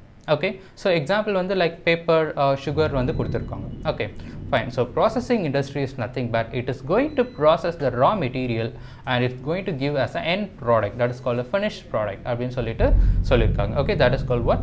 Processing industry. Okay, so processing industry is nothing but what it is going to be processed into various stage. It is going to pass on to the various stage and finally the end result வந்து it is going to be a product. Okay, that is a fully finished product which is going to be used by the consumers. Okay, like in the paper, sugar la வந்து பாத்தீங்கன்னா best example. Always the paper, sugar la வந்து பாத்தீங்கன்னா இந்த மாதிரி manufacturing process explain பண்றதுக்கு it's a best example. Okay, so everybody knows that clearly, like sugar எப்படி வருதுன்னு சொல்லிட்டு சரியா. ஸோ அந்த கரும்பு எடுத்து அதை ப்ராசஸ் பண்ணி ஃபேக்ட்ரியில் போட்டு அண்ட் அதிலிருந்து வர ப்ராடக்ட் வந்து sugar, right? So that is called what? Processing industry. And next வந்து பார்த்தீங்கன்னா assembling industry. Okay, so இந்த வேர்ட் கூட நீங்கள் கேள்விப்பட்டிருக்கலாம், லைக் இந்த சிஸ்டம்ஸ், லைக் இந்த மொபைல், ஓகே, இல்லை ஏதோ ஒரு சம்திங் பர்சனல் கம்ப்யூட்டர், அதெல்லாம் வந்து பார்த்தீங்கன்னா you will assemble it. Okay, so அதை தான் assembling industry ன்னு சொல்லுவாங்க. Okay, so if you look on to the slide you can know the meaning of assembling industry. So different part to make a new product. Okay, so ஒரு பார்ட்டியும் வந்து பார்த்தீங்கன்னா வேறு இடத்துலேருந்து manufacture பண்ணி அதில் அதை வாங்கி, okay, whether the industry is going to be make it or buy it. Okay, make இட்னா என்ன? அவங்களே உற்பத்தி செய்ய போகிறாங்க. ஆர் பை இட்னு சொல்லும்போது பார்த்தீங்கன்னா அந்த பொருளை வாங்க போகிறாங்க. ஓகே, ஸோ அதெல்லாம் வந்து collectively together and they will make a new product. Okay, so that is called what? Assembling industry. Okay, for example இப்போ காரு, கம்ப்யூட்டர்லாம் கொடுத்துருக்காங்க. ஓகே, ஸோ இப்போ காரோட ஸ்டியரிங் இருக்குது, காரோட சீட் இருக்குது. ஓகே, ஸோ அந்த காரோட கியர் பாக்ஸ், என்ஜின், இதெல்லாம் வந்து பார்த்தீங்கன்னா தனித்தனியாக மேனுஃபேக்சர் பண்ணி and they'll put together is call assembling. அதை வந்து அப்படியே ஒன்றா சேர்த்து அசம்பிள் பண்ணி தென் அதுதான் என்னன்னு சொல்லுவாங்கன்னு பார்த்தீங்கன்னா அசம்பிளிங் இண்டஸ்ட்ரி அப்படின்னு சொல்லிட்டு சொல்லுவாங்க. Clear? So I hope you all understood this. That is the classifications of manufacturing industry. Okay, so I'm just giving you a fast reading on the classification, that is manufacturing industry or classifications. You can just look on to the slides. Okay, so manufacturing industry or classifications வந்து பார்த்தீங்கன்னா, that is first manufacturing industry na enna? It is what? Producing goods through processing of raw material. அதான் வந்து main meaning. அதோட கிளாசிஃபிகேஷன்ஸ்னு எடுத்துட்டிங்கன்னா we have analytical industry and which next வந்து பார்த்தீங்கன்னா synthetic industry இருக்குது and அடுத்தது வந்து பார்த்தீங்கன்னா like we have processing industry இருக்குது and after that assembling industry இருக்குது. Okay, so all this classifications is called as that is it comes under the manufacturing industry. Okay, fine. அடுத்தது வந்து பார்த்தீங்கன்னா constructive R construction இண்டஸ்ட்ரின்னு சொல்லுவாங்க. Okay, so construction industry அப்படின்னு சொல்லிட்டு பார்த்தீங்கன்னா வந்து அந்த நேமே உங்களுக்கு தெரியும், கன்ஸ்ட்ரக்ஷன் இண்டஸ்ட்ரினா என்னன்னு சொல்லிட்டு. Like this industry will be involving or engaging themself in constructions of building, dams, bridges, அதெல்லாம் வந்து பார்த்தீங்கன்னா they will be constructing. Okay, so like பெரிய பில்டிங்ஸ் கன்ஸ்ட்ரக்ட் பண்ணுவாங்க. ஓகே, பெரிய ஐடி பார்க்ஸ் அண்ட் பெரிய bridges or any plans for construction. Okay, அந்த civil ஒர்க்கெல்லாம் வந்து பார்த்தீங்கன்னா it will come under the construction industry. Okay, manufacturing industry was it is going to be manufactured, something is going to be manufactured and it comes as a finished product. But when it comes to the construction industry ன்ற விஷயத்தை எடுத்துட்டீங்கன்னா அதில் என்ன நடக்க போகுதுன்னு பார்த்தீங்கன்னா the construction of bridges and roads, everything is going to happen. Okay, fine. So next வந்து பார்த்தீங்கன்னா service industry. Okay, so service industry or tertiary industry, நம்ம primary industry பார்த்தோம், secondary industry பார்த்தோம், right?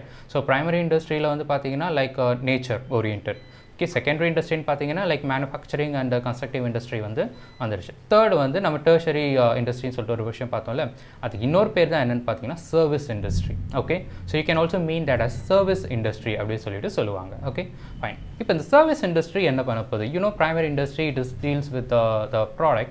Okay, and obviously secondary industry is also what deals with the product. Okay, so அப்படி இருக்கும்போது service industry என்ன பண்ண போறாங்க பார்த்தீங்கன்னா, main thing is it does not produce goods.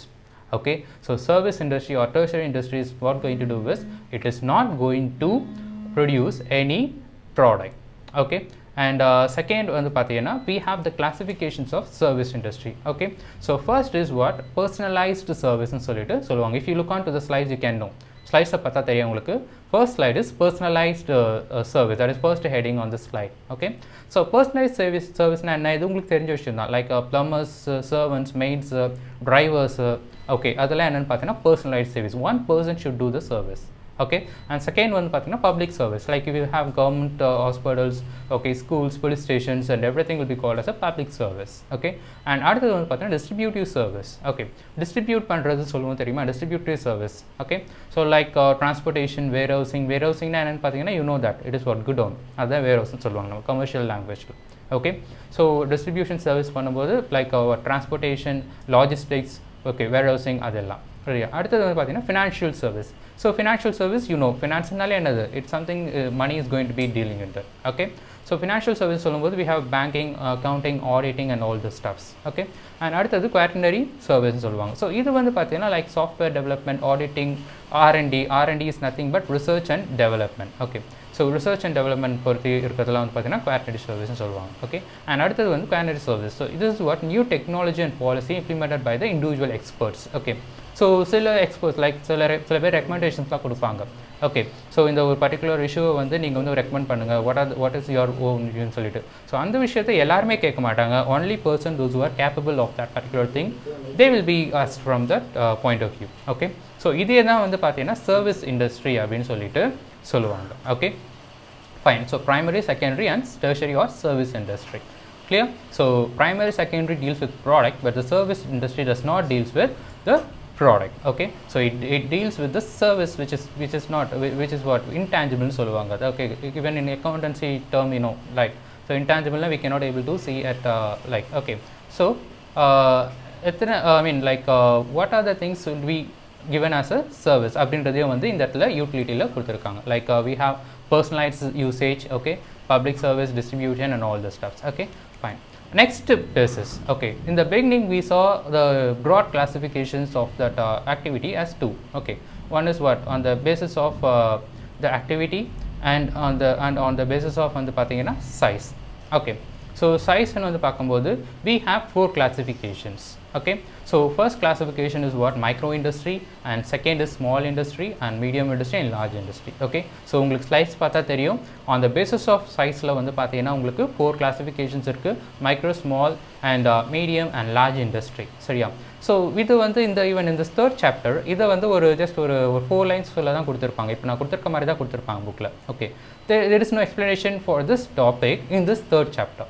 Okay, why? Because உங்களுக்கு 21st chapterல, சரியா, 21st chapterல ஒரு தனி சாப்டரே வந்து they are meant for you. Okay, that is like microna என்ன, micro, small industry, medium industry, large industry அப்படிலாம் என்னன்னு சொல்லிட்டு 21st chapterல they have given you a clear information. Okay, that is as a separate chapter.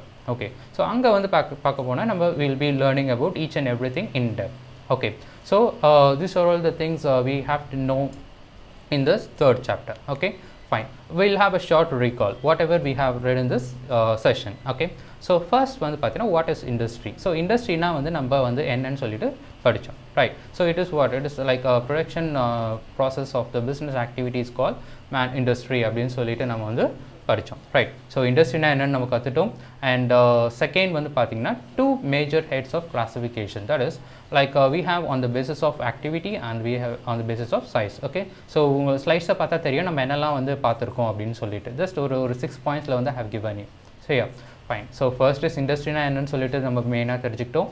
And second வந்து two major heads of classification. Okay, that is what, based on activity பார்த்தோம் and on the basis of size பார்த்தோம். Okay, based on activity தான் வந்து like we had primary, secondary and tertiary, right? So primaryல வந்து பார்த்தீங்கன்னா we have already seen, and it explains about the product that deals in natural things. Okay, so நேச்சர்லேருந்து கிடைக்கிற ஒரு விஷயத்தை தான் வந்து ப்ரைமரி இண்டஸ்ட்ரி அப்படின்னு சொல்லிட்டு பார்த்தோம். அண்ட் செகண்டரின்றது ப்ரைமரி இண்டஸ்ட்ரி அடிப்படையாக வச்சு அதுலேருந்து மேனுஃபேக்சர் பண்ணி வர ப்ராடக்ட்லாம் வந்து பார்த்தீங்கன்னா செகண்டரி இண்டஸ்ட்ரி அப்படின்னு சொல்லிட்டு பார்த்தோம். Tertiary industry or service industry வந்து பார்த்தீங்கன்னா it is fully based on the service. Okay, so like there is no product is absent. ப்ராடக்ட்ன்ற ஒரு விஷயமே இல்லை. தட் இஸ் ஒரு ப்ராடக்ட் நம்ம விஷுவலைஸும் பண்ண முடியாது, டச் பண்ணவும் முடியாது. Okay, so it is intangible. So this is what it is an intangible thing. Okay, fine. So அதை வந்து நம்ம பார்த்தோம். அடுத்தது ஆன் த பேசிஸ் ஆஃப் சைஸில் வந்து பார்த்தோம். ரைட், ஸோ சைஸ்ன்னு பார்க்கும்போது we had things like we had only 4 things, that is like micro, small and medium. Okay, fine. அடுத்தது வந்து பார்த்தீங்கன்னா primary industry, secondary industry, tertiary industry பார்த்துட்டோம். அண்ட் அதோட கிளாஸிஃபிகேஷன்ஸும் பார்த்தோம். Right, so as I already said you beginning, like நீ வந்து எல்லாத்தையும் வந்து like you have to just make it up அப்படின்றதுலாம் இல்லை. These things you know already. Okay, எல்லாமே நீங்கள் வந்து படித்தது தான். I mean not படித்தது, you have know. Okay, நீங்கள் பார்த்துருக்கீங்க. You know what is like farming, you know what is agriculture, you know what is sugar, and you know from where do we get sugar. Okay, and we know what is service. You have traveled in transportations. Okay, and we have approached its bank. Okay, so இது எல்லாம் தான் வந்து நம்ம ஏற்கனவே லைஃப்பில் பார்த்துருக்கோம். But we don't know that all these things comes under the classifications in the thing. Okay, so இதெல்லாம் வந்து நம்ம business or industry-யோட classifications தான் அப்படின்னு சொல்லிட்டு தெரியாது. Okay, so just now this topic particularly, it says us the things whichever we have experienced in life, it links with the subject. So நம்ம இப்போ என்ன பண்ணணும்னு பார்த்தீங்கன்னா, இதெல்லாம் நம்ம ஏற்கனவே பார்த்துட்டோம், இது நம்ம சப்ஜெக்ட் அப்படின்னு சொல்லிட்டு நம்ம ரெண்டுத்தையும் வந்து லிங்க் பண்ணி பார்த்தாலே it will be easily understandable. You no need to just mug it up or something, மனப்பாடம் பண்ணி எழுதுறதோ இல்லை அந்த மாதிரி விஷயம்லாம் இல்லை. It is clearly understandable and it can be done easily. Okay, and as I already said, 6th point, that is micro, small and medium and large enterprises. So இதெல்லாம் வந்து பார்த்தீங்கன்னா this will be shown on the 21st chapter. Okay, so nothing, அது என்னன்னு பார்த்தீங்கன்னா it shows or it based on the size of investment. Okay, so classifications on the basis of size ன்னு எடுத்துக்கும்போது ஸ்மால்னு சொல்லிட்டு எதை classify பண்ணுவாங்கன்னு பார்த்தீங்கன்னா where the investment is less. Okay, so if you know capital, what is capital? Invested money into the business, or when the proprietor or the owner, okay, when he invests money into the business, then that will be called as what? A capital. So on the capital introduction இல்ல capital வந்து பார்த்தீங்கன்னா சின்ன சைஸில், that is இப்போ for example ஒரு 2 lakhs இல்லை 3 lakhs அந்த மாதிரி ஒரு சின்ன அமௌண்ட்டில் இருந்து தான் அது வந்து ஸ்மாலில் கிளாஸிஃபை பண்ணிப்பாங்க. Okay, and when it goes up and up, okay, so அப்போ வந்து classifications வந்து it will vary. Okay, so that is micro, small and medium and large. So when it go for a huge investment, then that will be called as a large business அப்படின்னு சொல்லிட்டு சொல்லுவாங்க. So இதுதான் வந்து பார்த்தீங்கன்னா பேசிக்காக வந்து we have to know. Okay, and in the next class we will be seeing about what is commerce and what is business and what is trade. Okay, so in the classifications ஏற்கனவே நான் learning ஆப்ஜெக்டில் சில points சொன்னேன். So most probably we have covered 60% of the third chapter. So remaining 40% we will be seeing in the next class, and in that class, okay, so we will be seeing on the thing like what is commerce, that is the differentiation between commerce and trade and all this stuff. Okay, and what are the activities that dealt with this chapter in the heading of commerce. Okay, so commerce level activities and also trade na enna, commerce na enna, and the differentiations. Okay, and auxiliaries of commerce சொல்லுவாங்க. சரியா? So commerce சார்ந்து வர விஷயங்கள் எல்லாமே வந்து பாத்தீங்கன்னா we will be seeing in the next class. Okay, so in this class I hope you all understood clearly. Okay, so this recall, that is whatever I have given you 6 points, this recall points, you have to just make it like a revision part. Okay, so நம்ம என்னெல்லாம் வந்து கிளாஸில் பார்த்தோம் அப்படின்றத வந்து பார்த்தீங்கன்னா இந்த recall points பார்த்து you can just make a note of it. Okay, so that you can never be forgetting on that thing, and you will be always remembering in what things has to be made. Okay, fine. So really thank you for listening to this session, and stay tuned for the next classes from our school. Okay, thank you. Have a good day. Bye.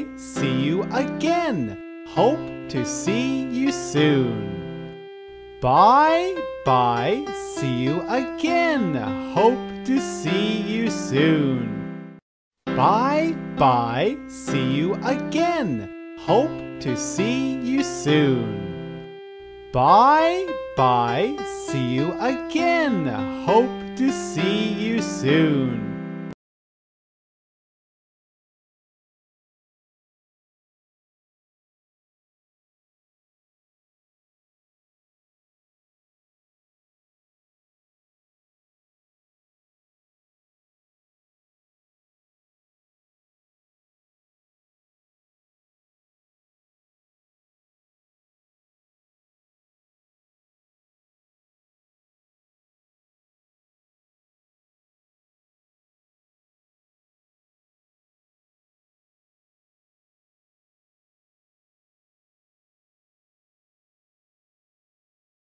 Jacob Metric Higher Secondary School, a unit of Jacob Group of Schools, Periyakkuppam, Thiruvallur.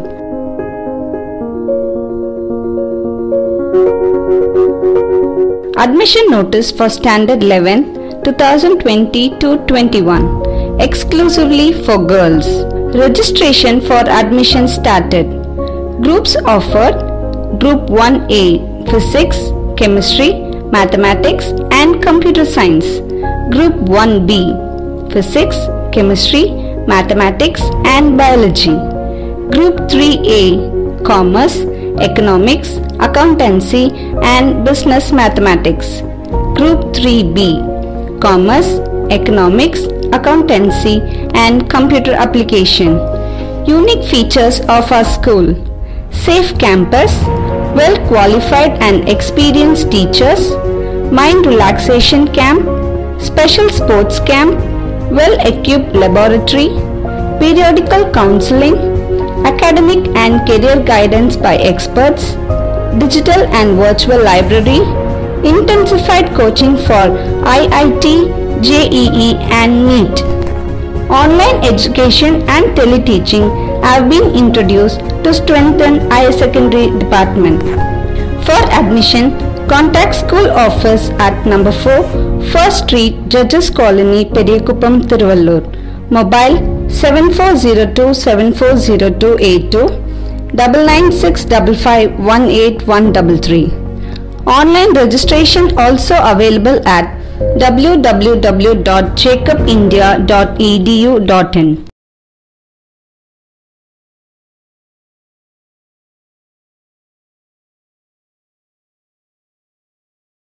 மருத்துவ படிப்பு படிக்க வேண்டுமா? இப்பொழுது கும்மிடிப்பூண்டிகள் ரயில் நிலையம் அருகில் அமைந்துள்ளது Shine Global Community Nursing College. மத்திய மாநில அரசு அங்கீகாரம் பெற்றது.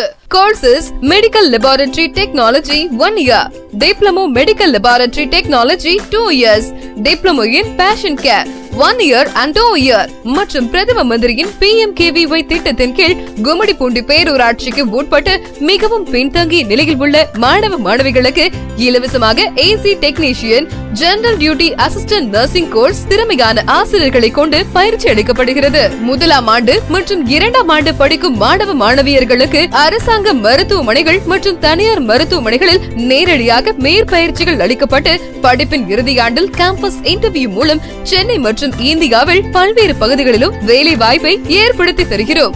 ஏழை எளிய மாணவ மாணவிகள் தவணை முறையிலும் கட்டணம் செலுத்தி பயிற்சி பெறலாம். முதலில் சேரும் 30 மாணவியர்களுக்கு 5% கட்டணம் தள்ளுபடி மற்றும் ஷூ, யூனிஃபார்ம், மெட்டீரியல் இலவசமாக தருகிறோம். பிரதம மந்திரியின் PMKVY திட்டத்தின் கீழ் நடத்தப்படும் வகுப்பில் சேரும் மாணவ மாணவியர்களுக்கு uniform, notebooks, ID card, bag அனைத்தும் இலவசம். மேலும் மிக குறைந்த இடங்களே இருப்பதால் மாணவ மாணவியர்கள் உடனே இந்த அரிய வாய்ப்பை பயன்படுத்திக் கொள்ளுங்கள்.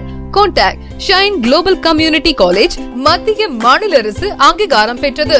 நம்பர் 69B MS பாட்டா காம்ப்ளெக்ஸ், காட்டுக்கொள்ளை தெரு, railway station road, Gummidipoondi. Sell 8925296484 and 6385909289.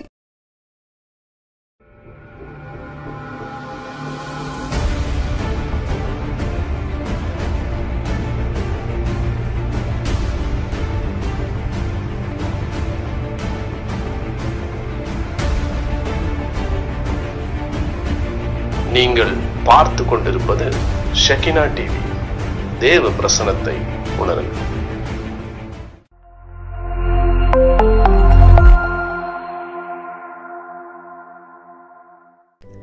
நம்முடைய திருச்சபையின் வளர்ச்சி நாளுக்கு நாள் பெருகி வரும் நிலையில் நம்முடைய நிர்வாகத்தை எளிதுபடுத்தும் நோக்கில் ஐனல் டெக்னாலஜிஸ் ஆகிய நாங்கள் எக்லீசியா எனப்படும் ஒரு மென்பொருளை திருச்சபைக்கு அர்ப்பணிப்பதில் மிகுந்த மகிழ்ச்சி கொள்கிறோம். இதன் மூலம் எளிதாக திருச்சபை அங்கத்தினரின் தகவல்கள், சந்தா காணிக்கை மட்டுமல்லாது நன்கொடை விவரங்கள், அறுப்பின் பண்டிகை, சேர்ப்பின் பண்டிகை ஆகியவற்றின் ஏல விவரங்களை எளிதாக கணக்கிடவும் திருச்சபையின் பொருளாளர் மற்றும் செயலாளர் வசதிக்கு ஏற்ப இதனை நாங்கள் வடிவமைத்து உள்ளோம். மேல் சொன்னபடி இன்னும் இது போன்ற பல சிறப்பம்சங்களை எக்லீசியா உள்ளடக்கியுள்ளது. எக்லீசியா நம்முடைய திருச்சபைகளுக்கு பயன்பெறும் என்பதில் எந்தவித ஐயமும் இல்லை. மேலும் விவரங்களுக்கு 9789814269 என்ற அலைபேசி எண்ணை தொடர்பு கொள்ளுங்கள். Website www.alayam.inal.com. ஹலோ ஃப்ரெண்ட்ஸ், என்னப்பா இது இந்த லாக்டவுனும் முடியும்னு பார்த்துட்டு இருக்கோம், முடியவும் மாட்டேங்குது, நம்மளால ஸ்கூல்ஸ்க்கோ போக முடியலன்னு கவலைப்பட்டுட்டு இருக்கீங்களா? இனிமேல் கவலைப்பட தேவையில்லை ஃப்ரெண்ட்ஸ். ஏன்னா நம்மளுக்காக ஜேக்கப் குரூப் ஆஃப் ஸ்கூல்ஸ் மற்றும் ஷெக்கினா டிவி இணைந்து வழங்கும் Jacob tele school.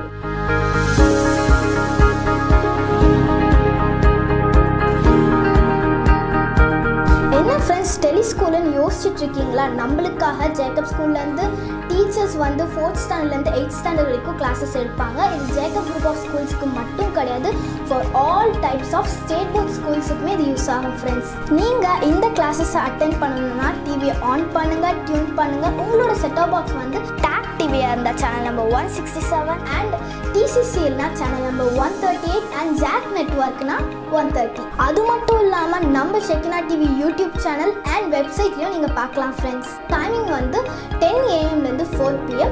Don't miss it.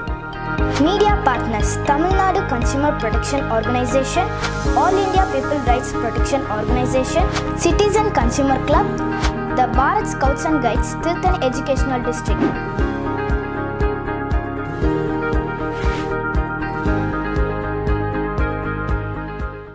Hi friends, நான் தான் உங்க சுமிகோ பேசுறேன்.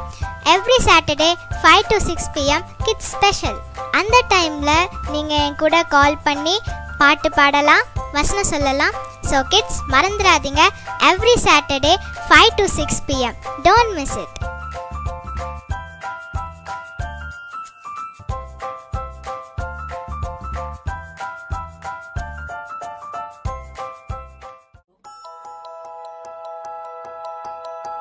உங்கள் பிரியமானவர்களின் பிறந்த நாள்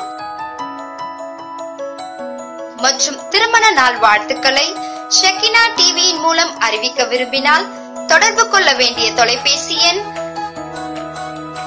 9444733575 9444833575.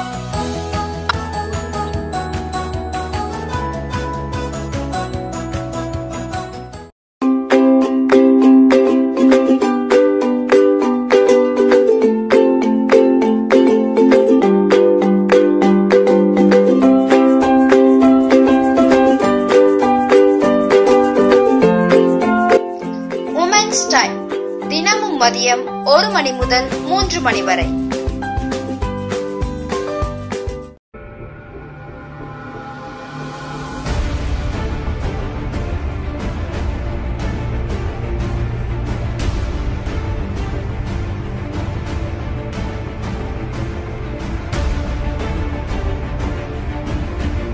நீங்கள் பார்த்து கொண்டிருப்பது ஷெக்கினா டிவி. தேவ பிரசனத்தை உணருங்கள்.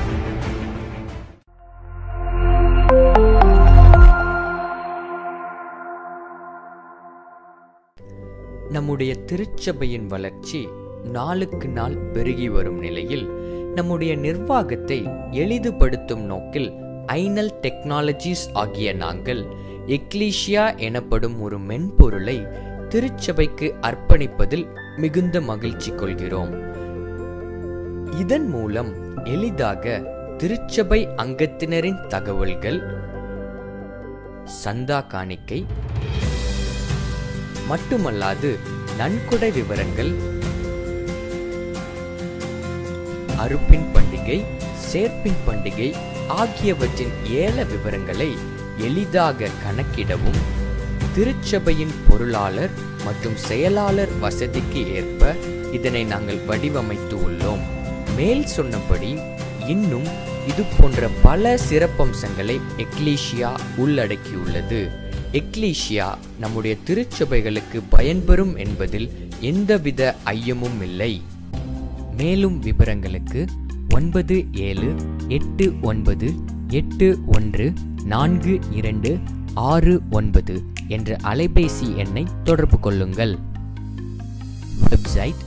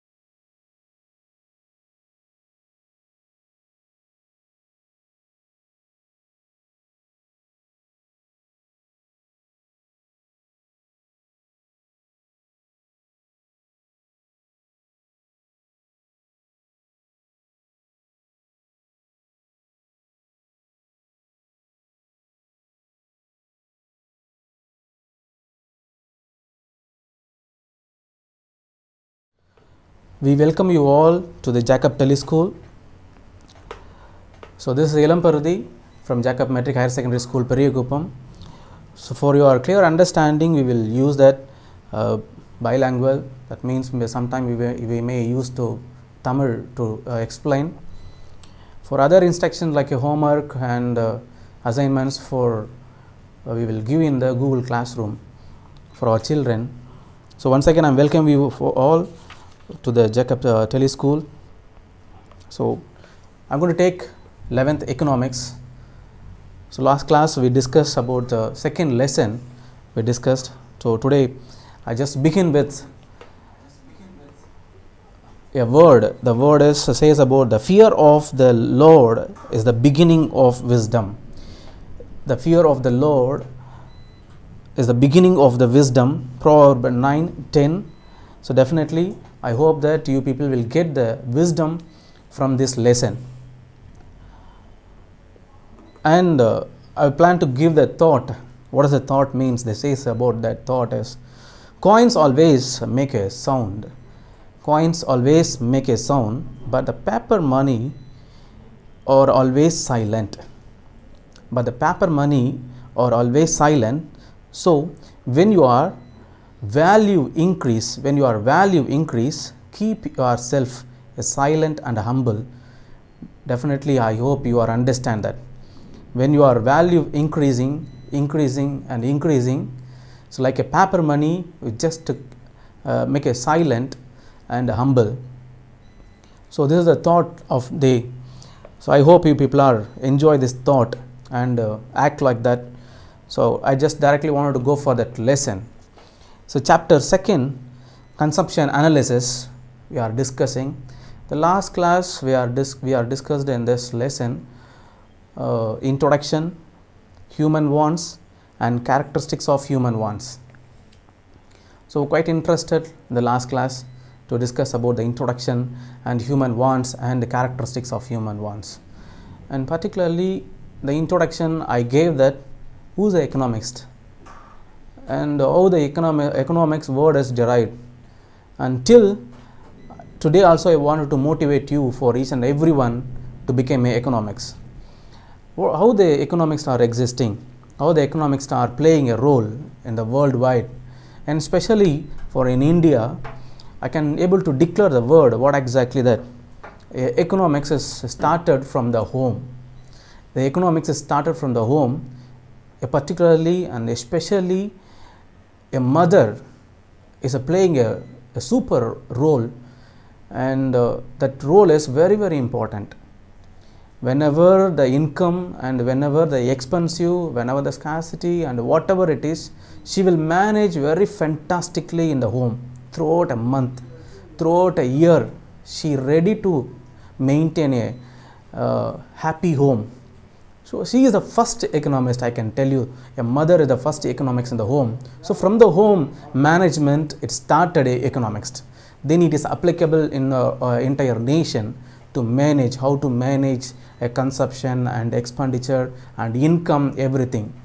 So now same thing I just given. Again I wanted to remind that human wants and characteristics of human wants we discussed in the last class.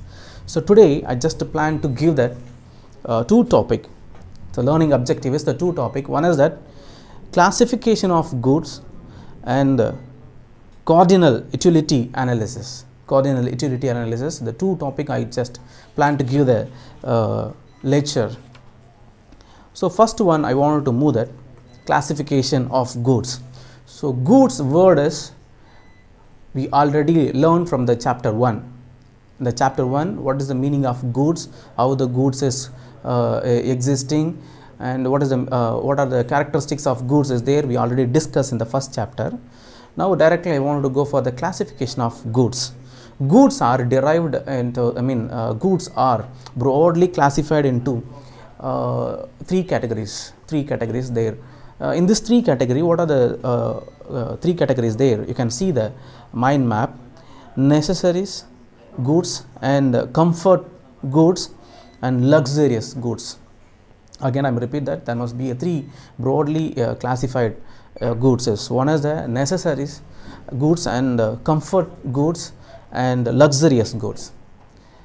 So not only for the goods is classified into these three categories, and wants also is classified in the same name, like necessary and comfort and luxurious, because wants and goods are correlated with that. So goods are manufactured and created and designed based on the wants. Wants is derived based on the consumption. So human wants is unlimited one, we already learned about from the introduction. So for the goods is designed based on the wants. So wants also is classified into three category, I already told that. Now one by one we will learn. So what is the meaning for that necessary goods, and what is the meaning of comfort goods, what is the meaning of luxury goods. So first I wanted to introduce that necessary goods. Necessary goods, you by the name, by the heading itself, you can easily understand what is the necessity. Necessity in the sense it says about the meaning, a simple direct meaning is very essential one. This is very basic one. For each and every students can give that what exactly they will give that tell me what are the basic needs for the human being. They will quote food, shelter and cloth. These are the words they will quote. What exactly here also, the goods first they will give the priority for that necessities. What necessity is there? The explanation is given: goods which are indispensable for the human being to exist in the world are called necessary goods. It says about that indispensable. What is the indispensable means? It is a essential one. It is playing a vital and needed one. Without such a goods, the man cannot able to exist in the world. The man cannot able to continue their life in the world. So these are what are the basic. By the picture you can understand in the slide. What is that? First one is food, second is clothing and shelter. So goods are classified into three categories. First category is a necessity. In the necessity, food is very foremost important. In the economics, food management is very essential. From the home to the nation, distribution of food and producing the food and reaching the food till the each and every humans. It is very basic rights to individual humans who are living in the country to satisfied with the food. Second one is cloth.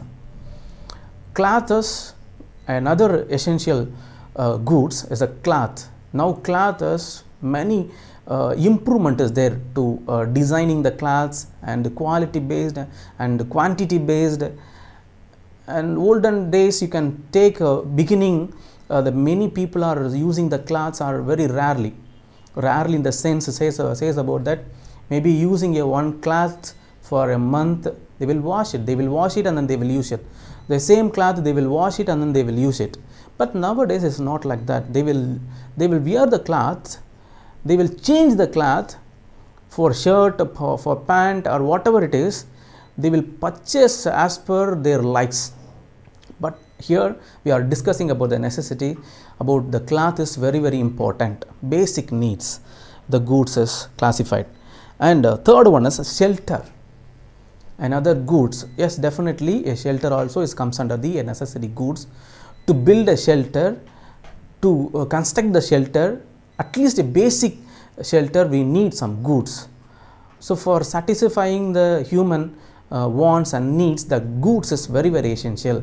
That goods is one of the goods is shelter, to live in the protected area, to live in the protected area from the rain, from the sunlight and from the other hazards. So like what exactly it means, it says these three categories are very essential and necessary goods. First classifications. And second classification I wanted to go for that comfort. So look at that necessity. From the necessity it is coming to the comfort. So comfort, by the word you can understand the comfort meaning. The comfort is nothing but I already have that a cloth. For comfort I need two more cloth. I already have the food. For comfort I need to eat little tasty food. I already have the shelter. For the comfort I need somewhat a protected shelter.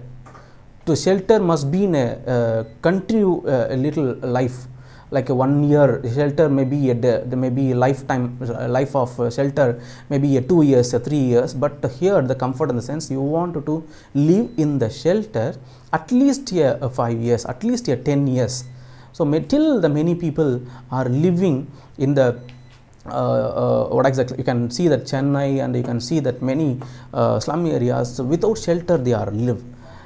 So this is very necessity. But look at that comfort. We are in the comfort goods. In the comfort goods we want to provide at least a little bit protected and a little bit higher in the safer mode shelters. So here we will see that a meaning, we can understand that comfort is comforts which are not indispensable for the life, but to make ourselves easy. That's very, very key word. Make underline the key word in your textbook if you are referring your textbook. I hope you people are sitting in the front of the television with a textbook. I hope you people are sitting in front of the television with a notebook to mark and to make notes. It's definitely, if you are sitting like that, definitely it will easily understand. You can underline where we are stressing the point where we are asked to underline, and you can able to make a note nearby the toughest word like indispensable, like that. So comfort goods are, they are trying to tell about that to make our life easy. First point says about to want to live we need goods. Second point says about to make our life easy we need comfort goods. What kind of comfort good? For our convenience, they says about for comfortable, they says about that example TV, fan, refrigerator and air condition. We need house. We need a house but without any airflow. So that time we need at least a fan. We need food. We want to use the food for the next day. Usually in the home they will do the mom will do like that. They will store all the food in the refrigerator. They will use the same food in the next day or evening. Am I right? Definitely for perishable items we want to store in the refrigerator. It's little bit comfort they are looking to extend their life with a convenient mode, with the easiest mode. So for that we need some goods. That goods are called a comfort goods. For example, I already told that TV, fan, refrigerator and air conditions. So from here book inside also you may receive the 1 mark questions. From the examples also you may receive the 1 mark questions. So I hope you people are make a note and underline it and read it. Now third category of goods I wanted to go. Third category is goods which are not very essential. Make a underline it, which is not very essential, or make a write it, which is not very essential but the goods are very costly, are known as luxurious. So we are easily understand that luxurious goods in the sense we can easily understand what is the luxury goods, which is definitely a very costly one, very, very costly one. We are using the what are the goods are we are purchasing. From the poor people also purchasing the cloth, middle class people also purchasing the cloth, and luxury people also purchasing the cloth. What is the difference? The rate. The rate says about that it's a very costly a luxury people.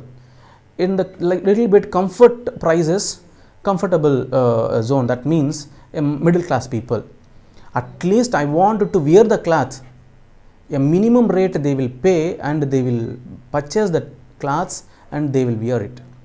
And costly rate they says about the luxurious. So here the luxurious example is given. What is that example is? Jewelries and diamonds and car.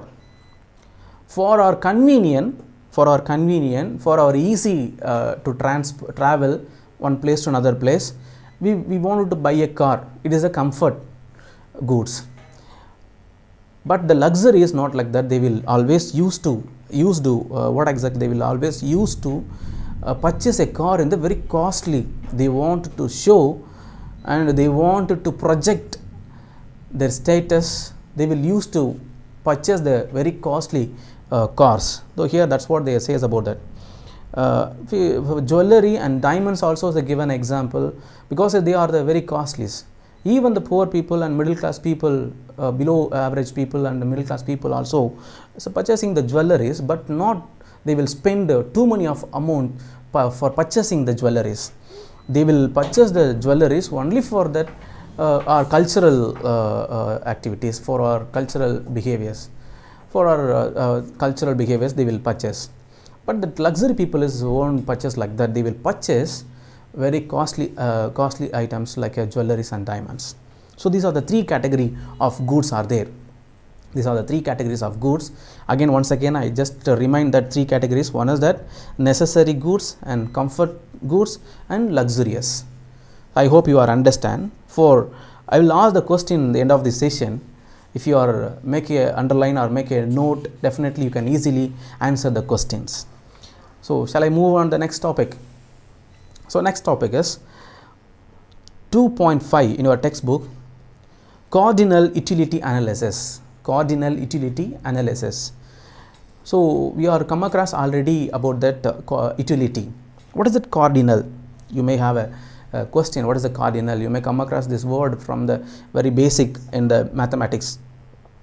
In the mathematics you may come across about the cardinal. There is nothing but cardinal in the sense they says about that numbers, counting of numbers, the adding and more end of this sum of the numbers and adding the numbers is called a cardinal. For example, 1, 2, 3. So like that, I have 1 pen, I have 2 pen, I have 3 pen. Like that, they will add. They will give that status how much you purchased, how many pen you purchased. So 1 pen I purchased, 2 pen I purchased. They use their numericals for giving the status how much, how many things. That is a cardinal utilities. Here in the consumption analysis, so very important. First law we are going to be learn about that. Cardinal utility analysis. In this cardinal utility analysis, the first point says about the law of diminishing marginal utility, DMU. The law of diminishing marginal utilities. Again I am repeating, the law of diminishing marginal utilities, DMU. What is the diminishing? Diminishing is nothing but decline, decrease or reduce. From the level they will reduce, they will decline. So it's called like a diminishing. Second is marginal. Marginal in the sense they says about the slightly or minor or small, they will changes is happen, small changes. Utility we already learned from the first lesson. What is it? Utility is this usefulness.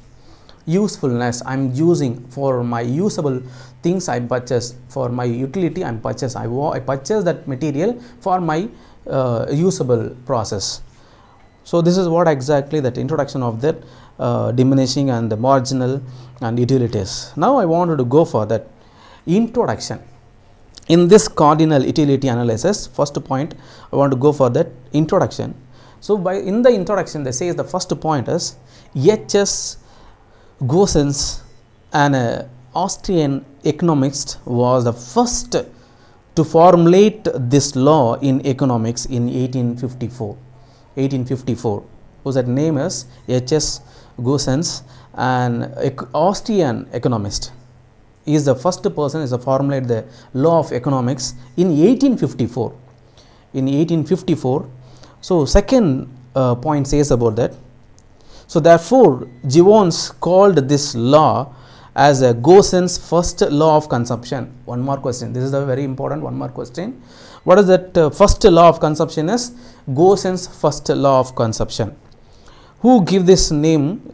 Gibbons is given the name Goossens' first law of consumption because he only formed.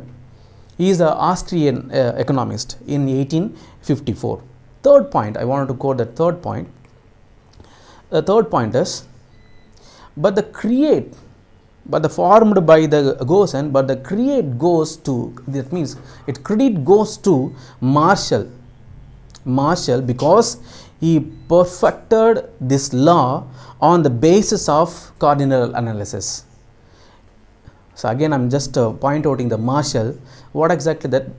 Maybe H.S. Goossens is formed this law. That's what the law names called like a Goossens' first law of consumption. Even though Goossens is created, but the credit goes to a Marshall. Why? He is finalizing that cardinal analysis. He is finalizing the cardinal analysis. How he finalizing the cardinal analysis? This law is based on the characteristics of human wants. This law is based on the characteristics of human wants. Now I hope you are understand the introductions, where they started, who is playing an important role, because you may received one more question from this introduction. One is what is the name of the first law of consumption? Gossen's the first law of consumption. Second, they says about that who is that finally got the credit? Marshall. Marshall is the finally is giving a right figure and right perfect meaning for that cardinal analysis based on the human wants. That's very, very important. So two important one more questions I gave. Now I wanted to quote that definition. So by the Marshall is given a definition. Marshall state that law as the additional benefits which a person derives from a given increase of his stock of things, diminishing with every increases in the stock that he already has. So this is what exactly that meaning in the definitions by the Marshall says about that. Simple word I can quote, you may underline this word, increasing the stock, make underline this, increasing of is the stock is increasing, but adding the benefit which a person is whether the increase or decrease or diminish. This is what exactly that diminish definitions. We can go for the cardinal utility analysis and the definitions. So this says about, I once again I just wanted to quote a definition alone for your understand. The definition is nothing but, I can give the example, you may understand that. In the home, what exactly that mother will preparing a dosa. Mother will preparing a dosa. What exactly dosa will always mother is standing in the kitchen and she will making a dosa, and first dosa, second dosa, third and fourth, like that she is making and she is putting in the hot box. And what exactly your plan? You plan to go nearby the kitchen and you started to eat dosa in the morning. You started one dosa. If you are started to take a dosa from the hot box, in that time in the hot box 4 dosa is already there. First dosa you taken, you started to eat. What will happen? Remaining 3 dosa is there. You may think about that, but the mom is prepared one more dosa in the kitchen.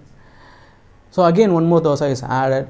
While you are eating, 2 more dosa is added in the hot box. So that is what exactly that may be increasing in the stock in the hot box. Stock may be increasing. First time you started 2 dosa and second time you may think about the third dosa. I plan whether I can go for the third dosa or we can stop with this one. It is not based on the increasing the stocks. It is based on the consumption, adding the consumption. It may reduce. Beginning you may started with the 2 dosa and finally you just come to a conclusion whether if the curry is very tasty, chutney is very tasty, definitely will go for the one more dosa, or else you will stop, or else you will reduce. Right? This is what exactly the meaning here says about that. A diminishing, once you started to consume, very beginning you may started gradually like a 2 and it may reduced into a 1 and it may reduced into a half, then finally you fully you can able to stop. So the based on the increasing the stock, a diminishing is defined. So this is what exactly the definition is try to tell about that. Now consumption, I wanted to go for that. I hope you are understand the definition. Now I want to go for the consumption. Consumption, we have the 7 points. So first 4 point for in this slide, you can see that first point says about that utility can be measured by cardinal numbers such as 1, 2 and so on, that we can it may continue. It may continue. What it may continue? Definitely utility can be measured by. It should be measured. Definitely utility can need to measure. Then only we want to know about the consumption analysis. Means mom keep on preparing dosa and she will keep on putting in the hot box. Means you also keep on without counting the number. If keep on eating means definitely there is no analysis in the consumption. So definitely mom also is what exactly that I just 2 dosa I prepared, then I called my son to eat. I prepared 4 dosa, then I call my daughter to eat dosa. So what exactly it mean to say, for utility we need to measure. That's very, very important. How we can able to measure? With the help of the cardinal number. That's what this is, a cardinal utility analysis. What is the cardinal number is? Such as 1, 2, 3 and so on. Got it? Many people, they will used to eat, I need only 2 idli. They will, from the beginning, they will stretch out this point. I need daily 2 idli. I need daily 2 dosa. I need 4 chapati. I need cup of rice. They will very stick on that numbers. Definitely. This is what exactly, with the help of this, if for example, you may think about that, your mother is planned to go for important occasion in the morning, it seems, but your mother alone is going, but she is planned to prepare some breakfast for you. As according to your daily consumption, she will prepare only 4 dosa. According to your daily consumption, she know very well about how many dosa you will take. So according to your utility, according to your number, cardinal number only, your mother is preparing a food. Or else it may come to waste. Definitely the food became a waste one. If she prepared more than that, and she prepared less than that, definitely you will get trouble for getting a breakfast in the morning. So that's what beginning I say that mother is a very good economist. She will consumption analysis, she will plan and she will paka in this consumption analysis. For any number of people can come and visit our family, she will cook according to the number of people, because for how many people can consume a couple of food, how many people can consume per kg rice, how many people can consume, like that she will count it and she will use it. That's very, very important. So that's a measurement of cardinal numbers such as 1, 2, 3 and so on. First assumption. Second assumption says about that the marginal utility of money of the consumer remains constant. Make underline the second point. Money of the consumer, if the people are started to consume same quantity of product, same size of the product continuously, definitely the money of consumption is the constant one. No changes in that one. That's what exactly the second point. It is a marginal utility. They says about that. They won't changes in the, there is no changes in the drastically. They will changes in the small. Second point. Third point says about that the consumer should be in a rational consumer. The consumer should be in a rational consumer. Make underline the should be a rational consumer. What they will do, the rational consumer, they will always aim to attain the maximum satisfaction with a minimum expenditure. With a minimum expenditure, I want to satisfy it fully. I want satisfied maximum, I wanted to satisfy. That is the target for the rational consumers. So here it is applicable in the cardinal analysis. Fourth one is the utility of the commodity consumed must be reasonable in the size. You can see that, make underline, must be a reasonable in the size. But the size is very, very important. First time I am consuming a larger size, second time I am consuming with lesser size. So not like that. Definitely we cannot able to make analysis in the cardinal utility analysis. We want to maintain that size must be in the same, and as well as the reasonable one. The size of the product I am purchasing, it is a reasonable one. Fourth one. Fifth one, I want to go for that. In the assumption, the commodity consumed should be homogeneous or uniform in character. Homogeneous or uniform in character. What is it? Homogeneous is same type of product, same type of product, same type of goods we have to purchase. Make underline that should be homogeneous or uniform. What are the category? It is like a weight, like a quality and taste and color. Then only we can able to make an analysis. So got it. So you can see that why they are specifically says about the same type of product. In the morning I told that dosa example today classes. So dosa, what exactly the dosa is playing a role here for the consumption. First time we started dosa, one dosa. Then if you are changing the product like a idli or changing the product like some other pongal or puri and chapati and like that. What exactly we cannot able to analyze. We have to maintain the same type of goods and same weight and quality and taste and color. Then only we can able to analyze. Then sixth point says about that the consumption of goods must take place continuously at a given period. That's very important. Make underline that must take place continuously in the given period. We want to consume continuously.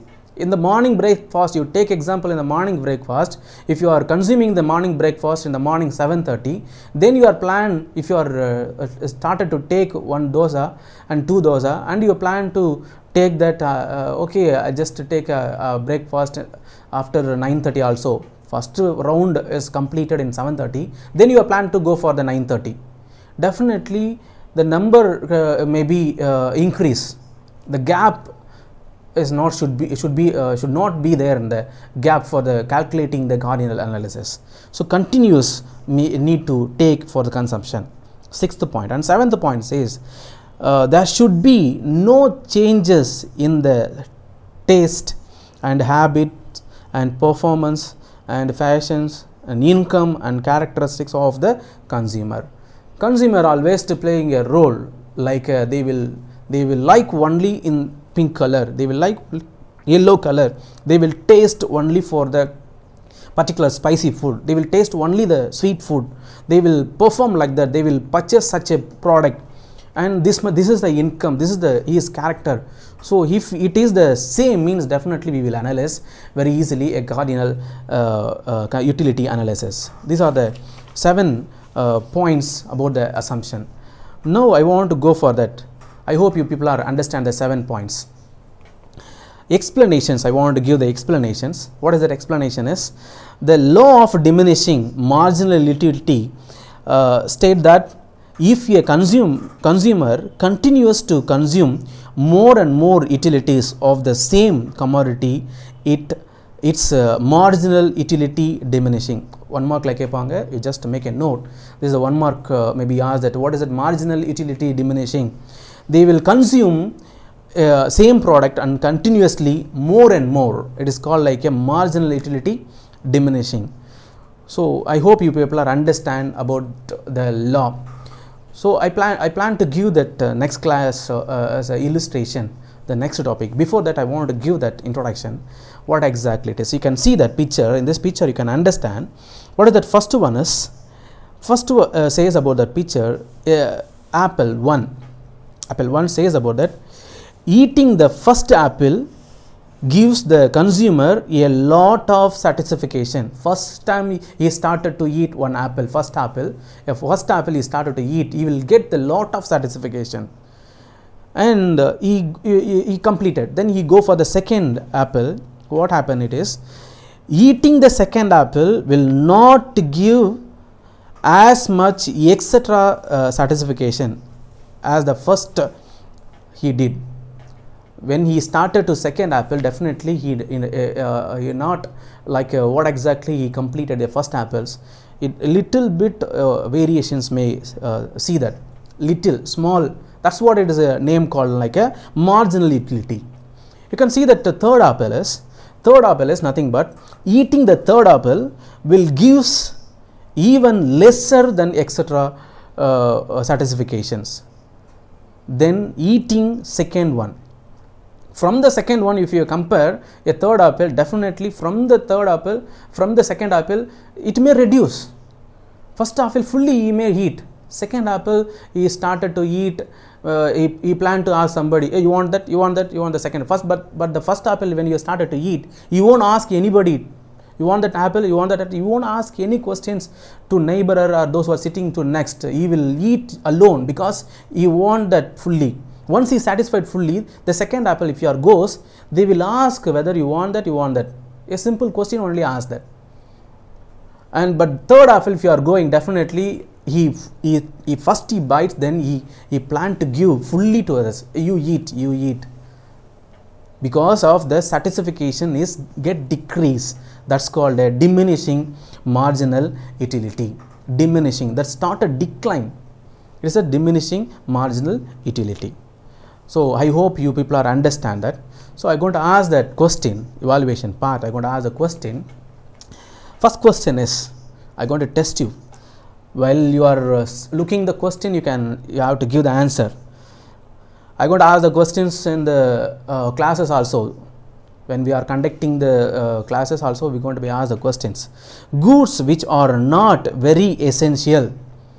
Listen the question. Goods which are not very essential but are very costly are known as. Very costly are known as. In the bracket, I can give the. I already gave the answer is luxurious. Yes, exactly.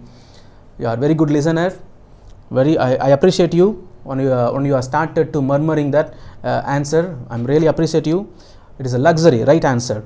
Very costly is started purchasing. It's a luxury. Second question is, goods which are indispensable for the human being to exist in the world are called. To exist in the world to called. That is the very key word. The option is given. First option is comfort. Second option is necessary goods. Third option is luxuries. Yes, exactly, necessary. When I just giving the question itself, you can start to give the answers. Very good. Really, I appreciate you. Because to exist, we need to live a basic. That's the necessary goods. And third question, with this third question, I want to complete this session. What is the third question is, Goosen's first law is known as. Goosen's is the first law. What is that first law is? Answer is, here there is no answer. You have to write. You have to write the answer in your notebook or textbook. You just write it. The law of diminishing marginal utility. What kind of law is Goosen is given? Law of diminishing marginal utility. So these are the evaluation part. Really, I am happy with that to evaluate you, and you are started to murmuring your answers. So finally, I want to give the conclusion. Today, we discussed two topics. One is the classification of good, and second one is what exactly the second one is? Very good. Cardinal utility. Cardinal utility. We are discussed the law of diminishing marginal utility, DMU. So I hope you people are understand, and hope you people are very interested to learn. We will see in the next class. Before that, I just wanted to give the motivation word. The motivation word says about that. If you want to be a strong, what exactly happen? Learn how to fight. Learn how to fight alone. That's very, very key word. Alone. I want to be a strongest person. I want to be a strongest people to face whatever the issues, to face whatever the problems are coming towards me. Definitely, you have to learn. Fight alone. You fight for all the problems. Definitely, you just become a strongest person in the world, in the physically and as well as the mentally. I hope that you people are enjoyed in this session, and I wish you all the people and continuously. And I want to give the homework. What kind of homework it is? Nothing but whenever you are going for that classes, there must be a two. What exact unworded homework, what exactly it is? Pre-reading and post-reading. That's very, very essential, pre-reading and post-reading. Today I am discussed about the classification of goods. So you may think about that, what is the next topic? The illustration is there. Illustration of diminishing is there. You can able to go for that pre-reading for before the next class. Next class, what is the next class? Before that, you can able to go for the pre-reading. And post-reading is that. What is the today topic is sir is teached. I have to, whether I understand or not, you can able to pre-read and as well as the post-read. So this is the two homework I can give that. You can enjoy that homework and you can do that. So once again, thanks to Jacob TELE School, and because of Jacob TELE School, I am presenting an economics class. So thank you for watching and thank you for listening to us. Thank you, viewers. Bye bye. See you again. Hope to see you soon. Bye bye. See you again. Hope to see you soon. Bye bye. See you again. Hope to see you soon. Bye bye. See you again. Hope to see you soon.